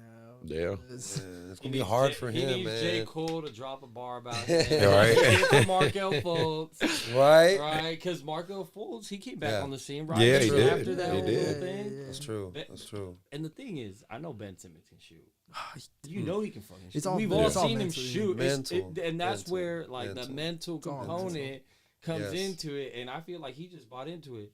He Yeah. let them No, win. for sure. They For sure. bullied his way out of there. For sure. It all started at that one pass that he made Yeah. at the Yeah. end of the game. Yeah. And then he let that's how the season ended. And he let that narrative. get to him. He couldn't But- even. I'm assuming that he had to stay away from his phone, or at least knowing that he. Oh, he stayed away from that phone. Man, like, because again, like I said, like he's to be in the NBA and to be that talented and have all those resources. How do you not? And again, especially as a trainer, like.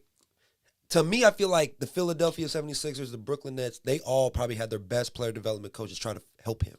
But yet, and so to me, it's like, okay, now it's mental then. Because you have the best of the best at your disposal to help you work on your shot, or even your mental, because a lot of NBA teams have mental performance coaches. Yes. So to me, it's like either like he's like, fuck it, I don't need the help and just going rogue, or I don't know. Because like I said, I feel like his legacy, man, is sad to say, because like I really don't want anything bad to happen to him, but from a standpoint of as what people look at him, Yeah. like it's already messed up. It's pretty sad to say. I'm hoping that he can get the mental toughness to still have a good life and not care about all the shit that happened in his past. But man, it's hard, man. It's hard. He's young. He just needs to get up like Yeah. 100. What did Kobe get up one Thousand- like 1,000 a day. 1,000, maybe even 500 a day. Yeah. He'd be all right. I don't think he did. Well, I think, that's why I say, like, Why not? I is know. this, but that's what I say, is this generation mentally softer?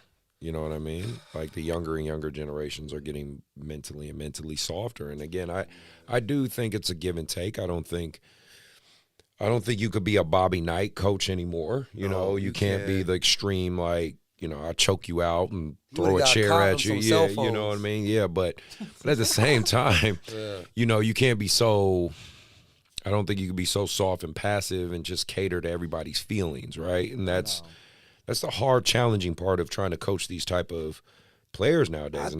I think to me, what I realize, what I've noticed is, and I think you're right about this generation being more mentally weak, and I feel like nowadays not saying that mental health was never around, but we're talking more mental health, and I feel like it's because of social media. Like a lot of 1,000%. kids are comparing themselves, and if people are talking about them, even if let's take away the grand scheme of things, but let's talk about like a high school kid at their high school. Everybody's on their cell phone, having their little clicks, putting up pictures. Their And life revolves around. Yes. It's like they're not even living. They're living in their phone. Exactly. And I feel like that is what's messy. Because I always see kids like, I'm going to be off social media and I know why, and it's tough, but it's like, we never had to really worry about that, Nah. back in our day. We're the last generation Yeah. that's going to remember life before phones. So moderation, before man. cell phones, Yeah, before man. the internet. When we die off, we're the last Yeah. one. His generation will never know what life was like before a phone. That's cool. That's what's so crazy, because I've realized that we literally are the last generation that will remember. Our kids, though, God, Yeah. man. Right? Man. My son's 4 already, knowing Right. how to. Yeah, and a lot of the thing too, I think with like the mental toughness is like the environment. The Yeah. environment, because there is so many mentally weak people, well, not people, kids. Yeah. Generation. Just the younger generations, yeah. The ones that figure it out and get mentally tough sooner, or just gonna that's what we look at. We over look for everybody. dogs. Yeah. Every Walk time we over look at a player, everybody. right? Yeah. We see how they react. Yes. Whenever we hit them with a little adversity. Yes. I know, I've heard it, that you test out new players when they come out. Yeah, oh yeah. Yeah, I remember that episode. Oh, I Right, fucked him right, up, right. yeah. But and I'm sure you do that all the time whenever you Yeah, get a new yeah. one. You know what I'm saying? And it's just to see 'Cause I gotta see if they can handle it. Who's Yeah. mentally tough and who's not. I'll share this story. I had a coach in one of the Mexican. So when I played basketball professionally in Mexico, there was you were allowed 1 Mexican American, which was Pocho, and 3 Americans. Okay. So the Pocho spot was really fought, like to hold down a job for the whole season. Yeah. You had to be basically balling or, just balling. Right, right. So I actually, I'll admit it, I bounced around a lot. I got traded to other teams, I got cut, and then would fly out to another team and, get picked up. And It's the nature of the business. One of the top teams that I really wanted to play for, the coach for a week straight had me guarding their best player, getting off of I was getting double screen, triple screen. Like he was trying to make me quit. Right. And I figured it out the second day. And I just remember having some of the players coming up to me like, yo, what the fuck, bro? Why you still what are you doing? I was just like, man, fuck this old guy. Yeah, You know like, what I mean? man, ain't making Like me for quit. my generation, Yeah. like, bro, I'm getting paid still. You're right, To yeah. be here running through screens, like, man, y'all tripping. You're not making me quit. Y'all tripping, Yeah, you know what I exactly. mean? And I think back to that situation and the coach, even the coach, he wanted me to stay. I ended up leaving to go somewhere where I could actually play. Mm-hmm. But he was going to give me the spot just to stay there. Off of that alone, I wasn't going to play. I was going to, be on the practice squad because they can only have 1 Mexican American on the squad. Right. But he was like, stay here, and hey, I get it. But But I think of some of the kids that you coach, like how many of them would really, you know what I mean? Like how many of them, They won't last. There's like I said, I just had a bunch of 16U kids quit my team because apparently I was cursing them out or too tough. And again, I heard the objective video. I didn't curse them out, but in the game I was like, hey, get the fuck back on defense. What do you think a college coach is gonna say? You're signed to them. Right. Yeah. They like you are signed. Now with the transfer portal, it's the whole lot. They can loyalty thing. They can dip after the year, but for that whole year, you're gonna have to hear them talk shit to you, or you're gonna quit. Yeah, you know what I mean. either Or one. you're gonna rise to the occasion. And I mean, you heard that Coach K talk about Jason Tatum. Have you heard that? Yes. When he walks in, he's all, I recruited a soft ass motherfucker from Yep. St. Louis. I don't know what he said. Right, Basically, right. give me your jersey, get the fuck out of here. Right. That's Coach K. That's Yeah. Coach K. That's And Coach what does K. he do? What does Jason Tatum do the next half? Response. He responds, Exactly. right? So I mean, shit. It's just weird. It's again, I don't think you can be extreme on either side, but there has to be accountability. I still think that universally has to be the the cornerstone of creating top athletes is accountability. Parents trying to sometimes Right. shelter their kids. Oh, from, man. From someone telling them, "Hey, fucking work on your left hand." Yeah. You're Right. not playing because you can't make a left hand layup. And it's Yeah. always Play someone defense. else's fault. Like, Yeah. you know, oh, he can't get playing time because this kid is so good. It's like, well, get better. Like, what do you want me to tell you? Exactly. Like, go put in the work and get better. Yeah, man. I don't know why, even now with all the advancement in technology, the advancement in sports science, trainers, you know, understanding of the human body, YouTube, the internet, there's still this weird misconception that you don't have to put in work. Yes, you do. It's more efficient work because we understand so much more, but you still have to put it in. And regardless. it seems like Yeah. kids and parents don't want to acknowledge that fact.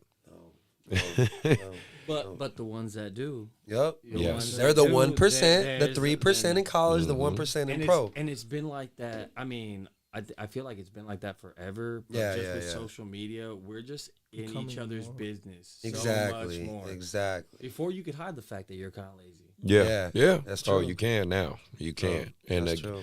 and listen, I'm not knocking social media. I have a business because of it. You know Yeah, what I mean? It's free marketing. Again, whether people like YBA, don't like YBA, you know, or have heard of it or seen it around something, you know something of it if you're in Northern California, which is the point of marketing in general, right? So that's the whole benefit of everything we do. But I don't know. I'm very curious to see in 10 years where the NBA will be, where college basketball will be. Yeah. Like, Entertainment. yeah. They might bring back the Show. NCAA video game now. Yeah. That people can get paid. Right. Yeah. Pretty dope. And Yeah, that, the 4-point line. yeah, I mean, Right. I'm not mad at college kids getting paid. I think Yeah. we've talked about that in depth. That Like, should have been from Right. Long time ago. right. Because I mean, these people have been making money off Yeah. of kids since forever, since the big time. billions. Since I can remember. Yeah. True. And of course, they're the ones advocating, no, they're students. They're students. That's all. Shut up, dude. Like, you're sitting there getting paid millions off of this. I don't want to hear that. So, no. And then what I also like to see, too, is with all the older college coaches retiring, other new coaches getting opportunities, which I think is great in itself, too. So, I mean, again, there's good and bad on all of the sides of it. We'll just see how it plays out and manifests. Yep. Right. It reminds me of. So I listen. I listen to all like the red pill, blue pill kind of stuff, the YouTube stuff or whatever. But Andrew Tate, right? That's a guy that everyone talks about. But I do agree on this regard that, especially for young men and men in general, we do need to go through shit to find out who we are. You know what I mean? You know, this whole generation now, it's all about feelings and, you know, wanting men and young men to cry more and all this stuff. I'm like, look, okay, you know, yeah, feel some emotion. I'm not saying that. I got kids. I want my kids to know I love them and stuff. But this whole, like, basically feminizing men deal is just not, nah. Like, I hope I don't ever see you in a dress one day or some weird crap like that. I know in the hip hop world it's getting kind of weird like that, but I'm just that's saying. like, I think that's what the definition of selling your soul is. Yeah, like, yeah, going yeah. out of like becoming, nah. You know, be true to yourself, man. Yeah. But man, it's just I don't know. It's 10, 15 years. New I generation, man. don't know what's gonna happen, man. We're definitely got to see. I think Go ahead. I think it's just. I hope it gets to a point where eventually people are just gonna realize what reality is. I think. Yeah. I mean, with social media, I think a lot of people. I don't know what to say. A lot of kids my age like delusional. Yeah, about for sure. what life is right now. What to say? Y'all live in the Matrix, right? Yo, bro, like, Right? and it's Real. like it's real, bro. Like, 'cause Yeah. seeing even now, I get like caught scrolling for like, Oh. dude, and it's It's like, addicting. I can't Dude, front. yeah, Like and it's those like- 1 minute videos. Yeah. You can't help it. It is Yeah. entertaining. Like seeing all this crazy stuff. yeah, but it's crazy because like I see like kids my age, like they live in these I know. like Yeah. like No. live in it. It's like it's crazy. Yeah, but I feel like people go out just to get Instagram posts. I know. Oh, I yeah. mean, Absolutely. Dress up. I make it a point sometimes that maybe I haven't been good with it lately. My lady, or my kids, I try to put Yeah. my phone away. Yeah, Yeah. I've been. I already know. I always tell, well, this is kind of my formula. I tell people, you know, to be successful, because, you know, I get questions about that as far as like, you know, how did you get to this point with AU and all you're doing and stuff. I say, listen, you know, develop a phone addiction. You do need that, but this is the key. This is the key to it. Be someone that creates content, not just absorbs it. Yeah. You know what I mean? Like, don't just consume it, right? Exactly. Don't just consume content. Create it, and your addiction will serve you well. You know what I mean? So I've kind of tried to find that balance too, but it is hard. It's like, a lot of times, like, too, I'll be like, I'll go on there. I assume you do this too. Like, you go on there and you're like looking for ideas of how to like, promote it. Yeah. And then one video will catch you, and then you just go on. You keep going. You keep going. You look at them reels. You look at them. I'm like, man, it's hard. Hilarious. I feel like too. I think like what he was saying earlier about, you know, like I said, like I haven't been in high school since 06. So, you know, like what he's saying, like he's in high school and he's seeing all these, even my daughter who's 6, like I see a couple kids with cell phones, you know what I'm saying? Which I'm assuming is to call their parents, but it don't look right. But I feel like that, the whole thing with the cell phone thing is that if you're living in your purpose, right?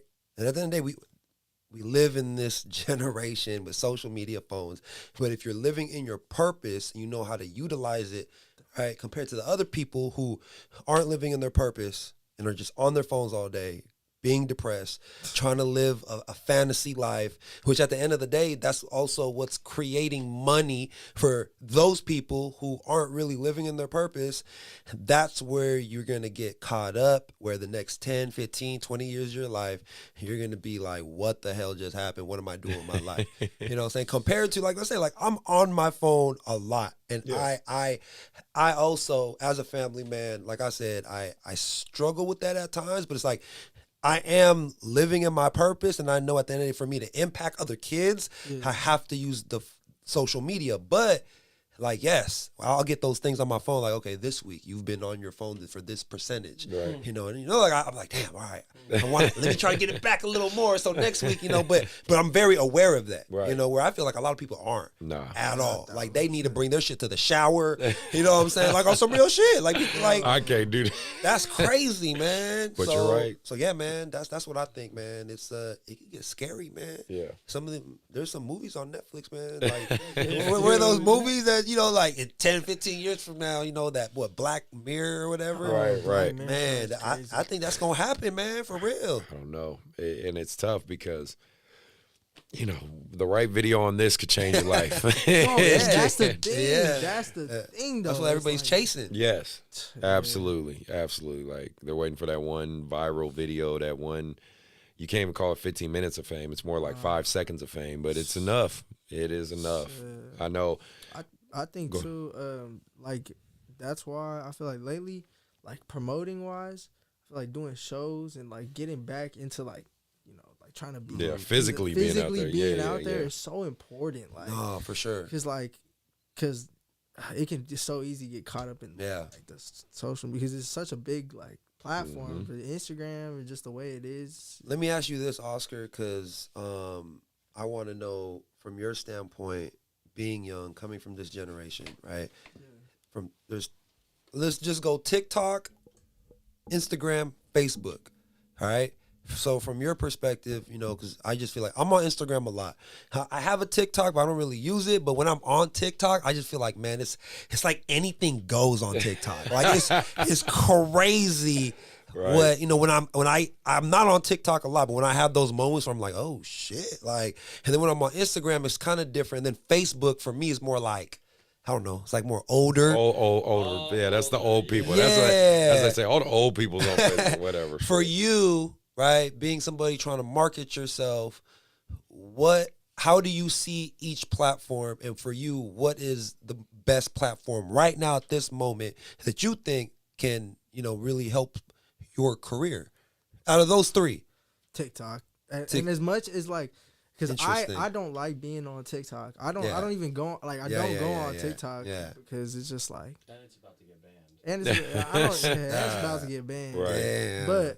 But it's like I don't go on there often because I feel like it's just I don't know. It was something I think it was during senior year in high school that I was seeing how like these people are so easily influenced by whatever is trending on Yeah. TikTok. They're doing the dance moves. Yeah, and it's like it kind of changed my perspective on it. I was like, I don't want to be like just a product of what just being, you know what I mean? So it's like It could jumpstart you though. yeah, no, I know it that's does. the thing, That's though. why it's and it's because like when I was starting to produce, I was on TikTok a lot. Like that was just a kid. I was scrolling all the time, you know. And I remember one thing though that I did notice is that I kind of knew what would go viral just because I was on there so much. And I started posting like little beat videos, and it was like I knew how to approach it because I was on there so much, and they would go like 30K, 40K, like views, you know. So it's just like because that's how Drifty J. Remember when he was on our show? That's what got him kind of sparked. You know what I mean? TikTok can spark your career. You know what I mean? But it's definitely it's like it has. You have to have a balance. If yes, you have to. I think if you're not approaching it in a creator, like if you're not approaching it as a creator or in a business perspective, then it's a you're gonna get lost in that shit. It's bad. no, I watch a lot of podcasts in general myself, just because obviously I'm in this space now, so I'm always like trying to learn and listen, and I like listening to other podcasts too, but I definitely listen. So many podcasters are able to basically create their own content and shows from content from TikTok because some of that stuff is so crazy and out there. I remember there's this one lady I like watching on TikTok. It's one of the few people I do watch, but she's pretty funny. She goes like, she always starts her video off. She goes, everybody's so creative. And then they show like these people cooking terrible shit. And she's like commenting while they're cooking terrible things. And she is hilarious. I cannot remember this black lady's name, but it's like, I'm like, where does she find these cook videos? Because it's like, it's the worst crap like people cook. Yeah, they cook out. I'm like, what are you cooking? Like this one lady put like hamburger meat with Skittles and I seen those videos. it was terrible. Oh, it was terrible. And it's gross. And then like they'll have somebody commentating. And Yeah. be like, oh, nice. It looks amazing. Yeah, So delicious. and she's like, that doesn't this look delicious? Something you would never eat, but specially different. Like That shit goes viral. She is hilarious, bro. If you watched her, she's funny, and so it's like I'm scared. but it's like if you find your niche, bro, it can help you grow, man. So it's man, it is interesting in this day and age. It's been weird because I feel like I'll post the same videos. Like I'll post a TikTok, right, and I'll post that same exact video on Instagram, and it'll do better on Instagram than my TikTok. Yeah, like way better than my TikTok, and I'm just like, you really got to figure out that algorithm. And there's people, I mean, they make whole YouTube channels on how to figure out these algorithms and all that stuff. I don't know. Again, I think though, like it comes back to like if you're on there constantly, then you like I think it's easier to figure out when you're on there constantly. Because if I use the same formula that I used to make my old videos blow up, now it's not gonna work. It's not gonna work. Yeah, so it's like it's always changing and evolving, and it's, you try to. You have to be like on there consistently to like keep up. Yeah, and it's just that's how they get you. That's how they get you. No, well, I got maybe one or two more topics before we get out of here.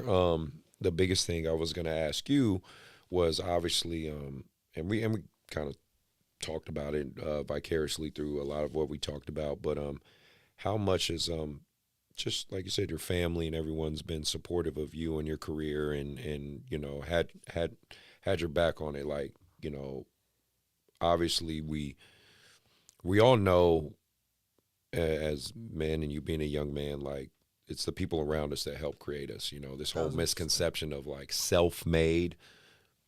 No one's self-made. You know what I mean? You have people who are in your corner, who believe in you. Obviously, it starts with yourself, but of course, there's people like for instance, for me, just my own anecdotal experience. There's no Chris Collins without Ken G. Right? You've heard me say that. I'm like, Ken believed in me. Shout out to Ken on old Chinese guy who believed in me and helped me to empower me to what I am today. So who would you say those people are for you?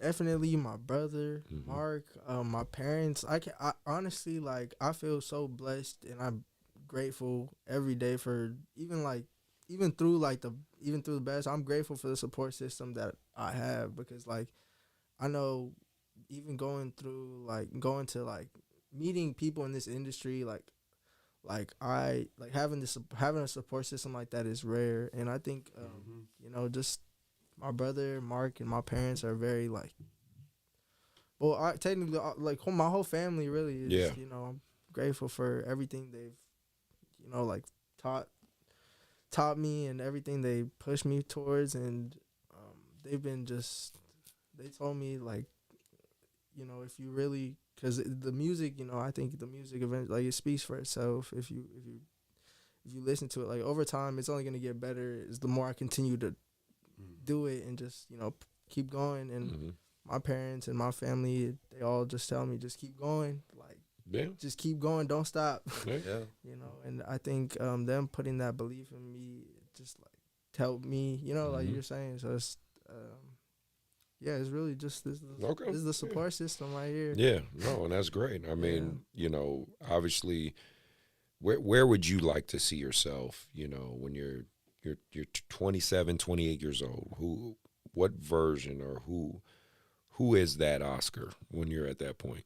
I think 27, 28-year-old Oscar is probably going to be spending a lot of time with his family. All right, good. Okay. It's just spending a lot of time with his family. Probably a little more tucked away at that point. Okay.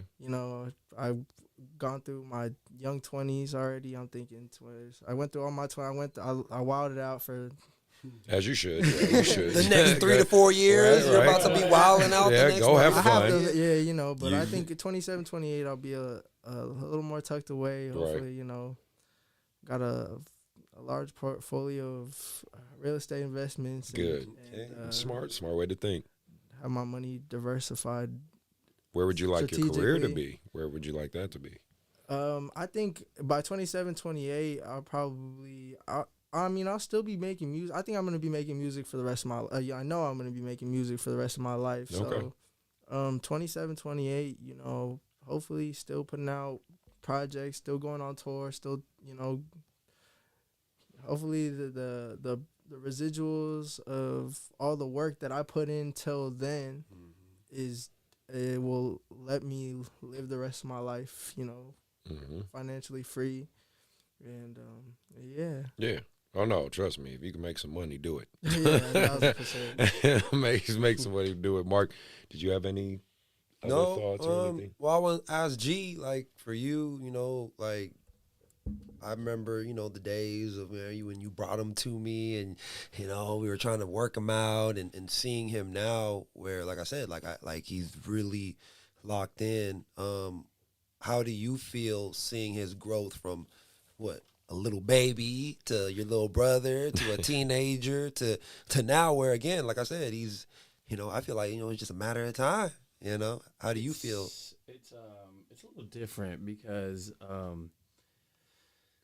I went through phases where I was around and I wasn't around. Mm-hmm. I wasn't around when he was basically up to a freshman. What's you guys' age difference? 16 years. Okay, so Yeah. wow. So when I came back and I saw him as a freshman, 8th grader going to freshman, I was like, oh my goodness, you've grown up so much, you're so big, Right. this, and that.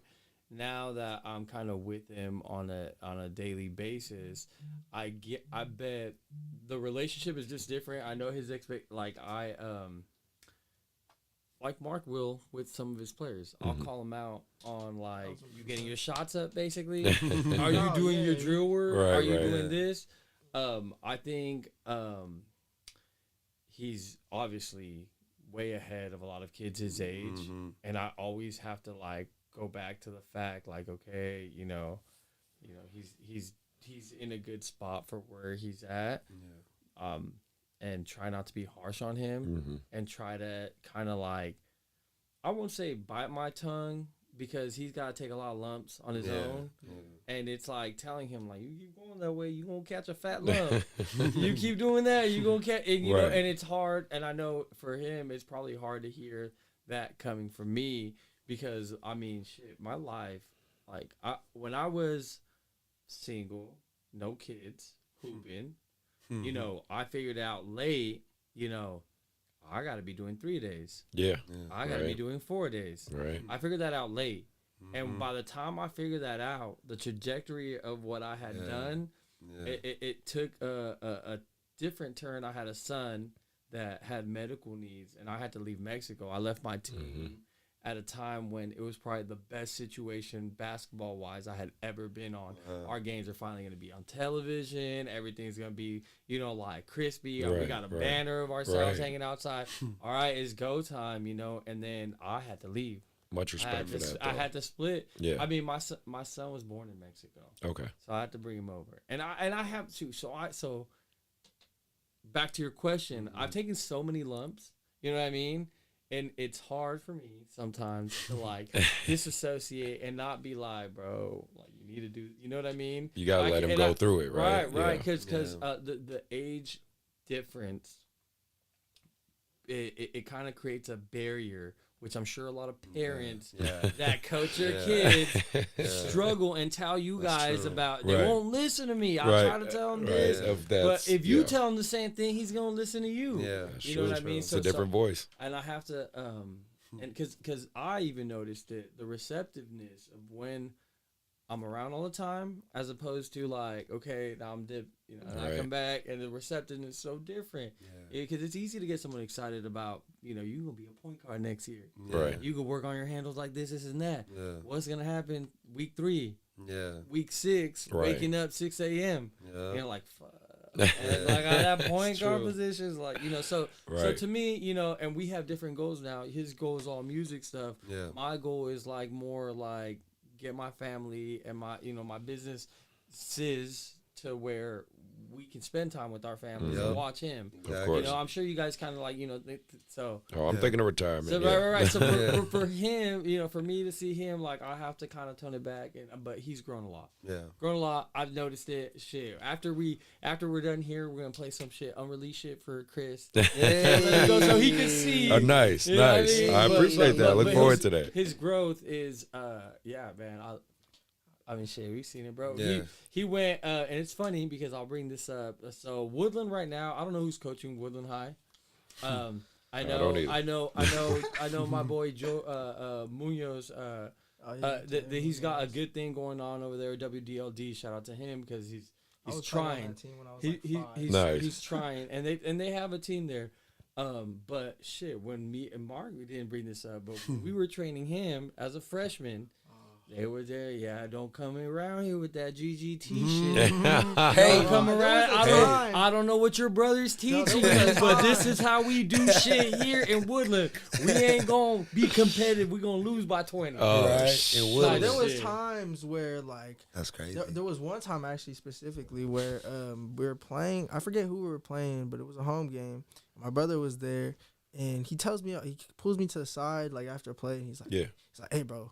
He's like, just get low, have your hands up. Right. Like something simple. He's like, get low, have your hands up, make him change directions like 4 or 5 times. He's gonna lose it. He can't do it with the left hand. I'm just like, all right, bet. And then I get over there and then get to the huddle and he's like, Coach is, I'm not gonna say a name, but he's like, I don't know what the fuck your brother's telling you. You need to stop fucking listening. You need to, I don't know what your brother's telling you. Like I'm trying to win, dude. Yeah, and it was just like ego. Yeah, you deal with that. I know exactly a lot about that. Yeah, and it was, you know, the basketball thing for him, it was fun because I asked him, I was like, bro, I can sit in the stands and like shut my mouth. I loved it, bro. I loved it. I'll sit there and shut my mouth and just watch, and like, I'll be as involved as you. And he told me, oh no, come to the side and tell me, bro. You know, Georgie. I learned this shit from Georgie at ARC. Right. I learned this shit back then. It kind of clicked. This motherfucker was on the sidelines, and he got us to listen to him. It was like playing a video game for him. Right. Telling, okay, now go screen over there. Okay, you're gonna pop on this way. He's gonna be wide ass open. run the play, boom, bucket. And That's what you like right there. Yeah, You know, hell and, yeah. You know, and so like for me, you know, like I would try to do that with him. It was fun because we Yeah, had it because was once he went to fun. Pioneer, the coaches at Pioneer didn't Yeah. give a fuck if I was yelling at him. Nice. Because they knew me, they respected like the level Yeah, of yeah. basketball. You know what I You mean? know the game and you played it. Right. Yeah. This guy, I don't know, fucking Woodland High. All the time. Hey, I'm not They gonna lie. usually have They a- went viral. Oh my bad. They went went- viral overtime for cutting people, like Undercutting shooters. Oh, I remember that. Bro, right? You got Mikey Williams comment on that. You got Yeah. all these They're like, trash, like what man, the- that's what's Terrible. wrong with basketball. And these kids are probably proud of it. Yeah. Wow. Woodland That's High. the- But and I'm All love to I Woodland. went All there. love to right? Woodland High. All love to I Woodland. wish coaching paid. I would go take over that program. Right. If coaching paid, I would don't. want to, you know. It don't. And then the stress that comes with it too.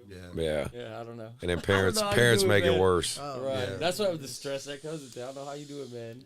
Trust me. There's Different. days. Yeah, there's days I just say, all right, well, whatever. I think I've built such a tolerance to it all, I guess. You know, I think it's even weird that for me, I'm numb to like kids leaving at this point. Like there's kids I'll coach from 4th grade, 5th grade. They become sophomores in high school. So you're talking about 5 to 6 years of pouring and investing in the kid, and they'll just leave. And because so and so told them to get an offer or look at yeah, it. you know, or they want to play on the circuit. And my thing is, okay, you want to play on the circuit, cool. My teams are on the circuit, right? But they don't want to play against those top guys. They want to be with them. And I'm like, I just don't understand. Generation, man. It's more of a Yeah. more of a feat if you fuck if you bust beat their these- ass, if you right? bust their ass. Everyone's gonna be like, "Who's that?" But Yeah. that's just not what it is Instead, anymore. Those guys go, they put on a show, You gotta be. and then your player that's trying to coattail is gonna go get scrub minutes. Yeah. And then parents are gonna complain about. Why And I'm not even in AAU Right. basketball. I just see it, I'm and telling I'm like, you, it's I'm insane. saying, I don't understand it. It's like, why don't you want to go at those guys and prove you're better than them? You know, and then, and like, I again, it's just strange. It's just a strange cultural thing. I have parents tell me in one breath, you know, my kid's not selfish. It's not about him.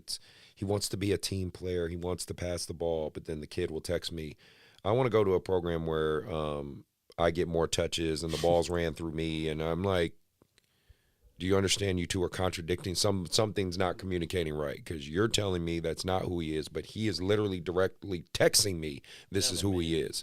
You know, so I want to get buckets. yeah, you know what I mean? But they're like, but my son is not selfish. Oh, okay. Like, well, somebody's not being honest here.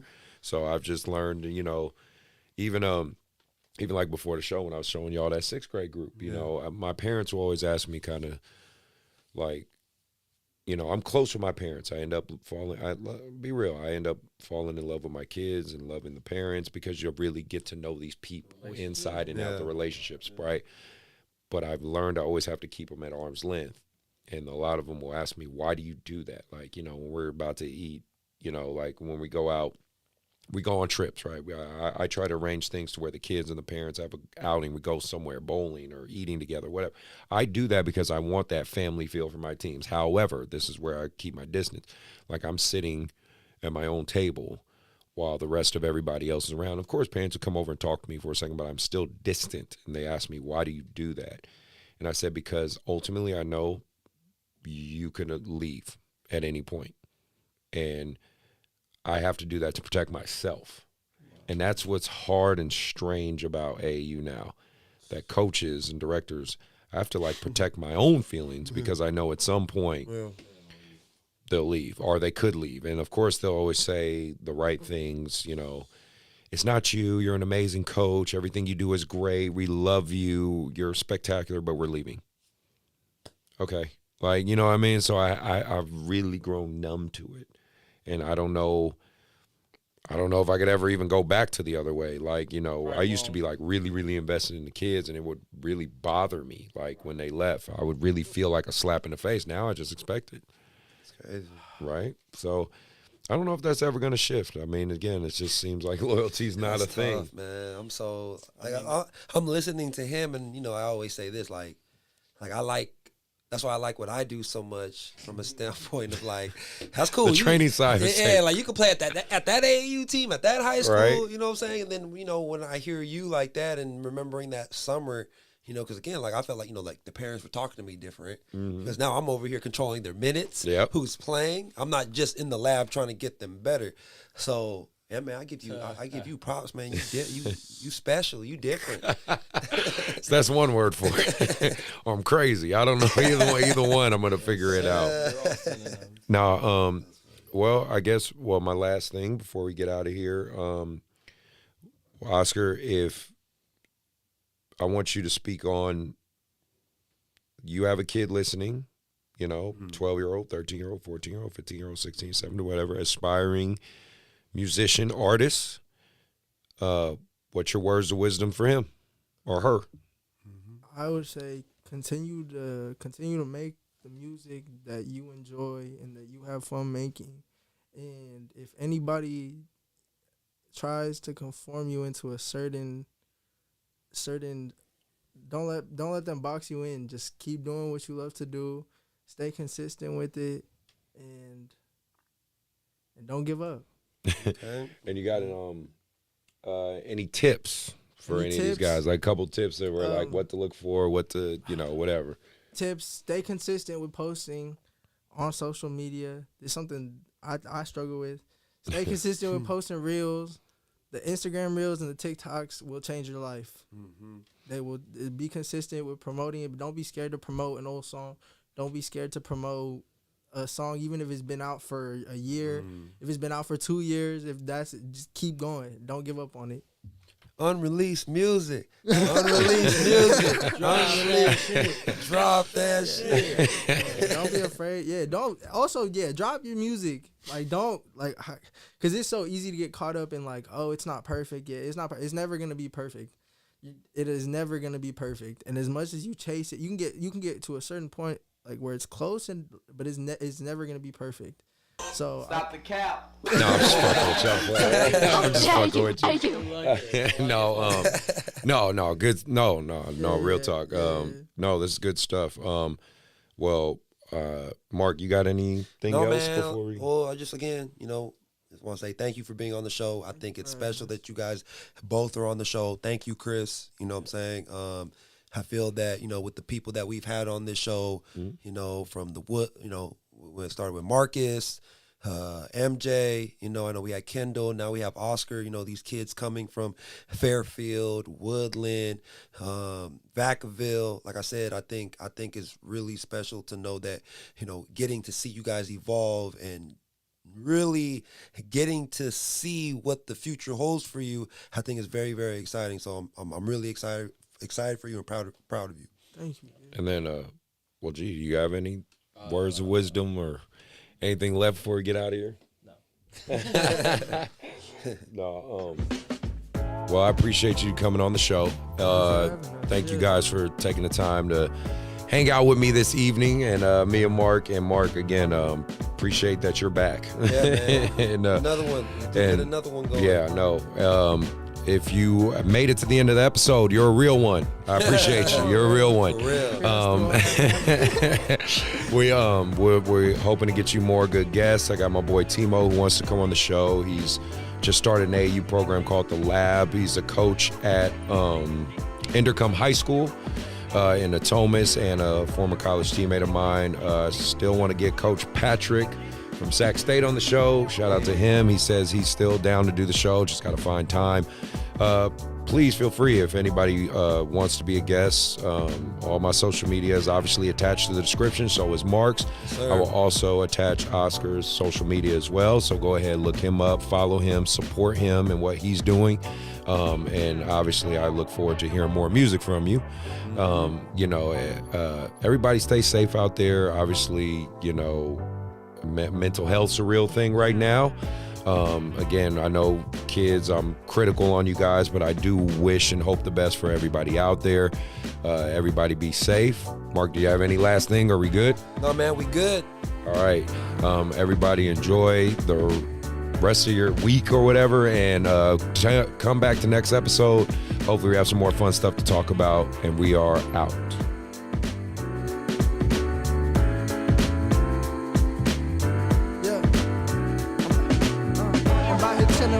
bros and we kicking it. On my hill, like in the that. feeling shit. About to start freestyling cause I don't care. Hold on. They see me walking down the street. I said, don't stare. I said, we really gotta go and put that work in. It's all gonna be working. Lately I've been grinding. It's not gonna be perfect. Yeah. Gotta keep going. Gotta keep going. I just I love that, man. I love that. Let's go.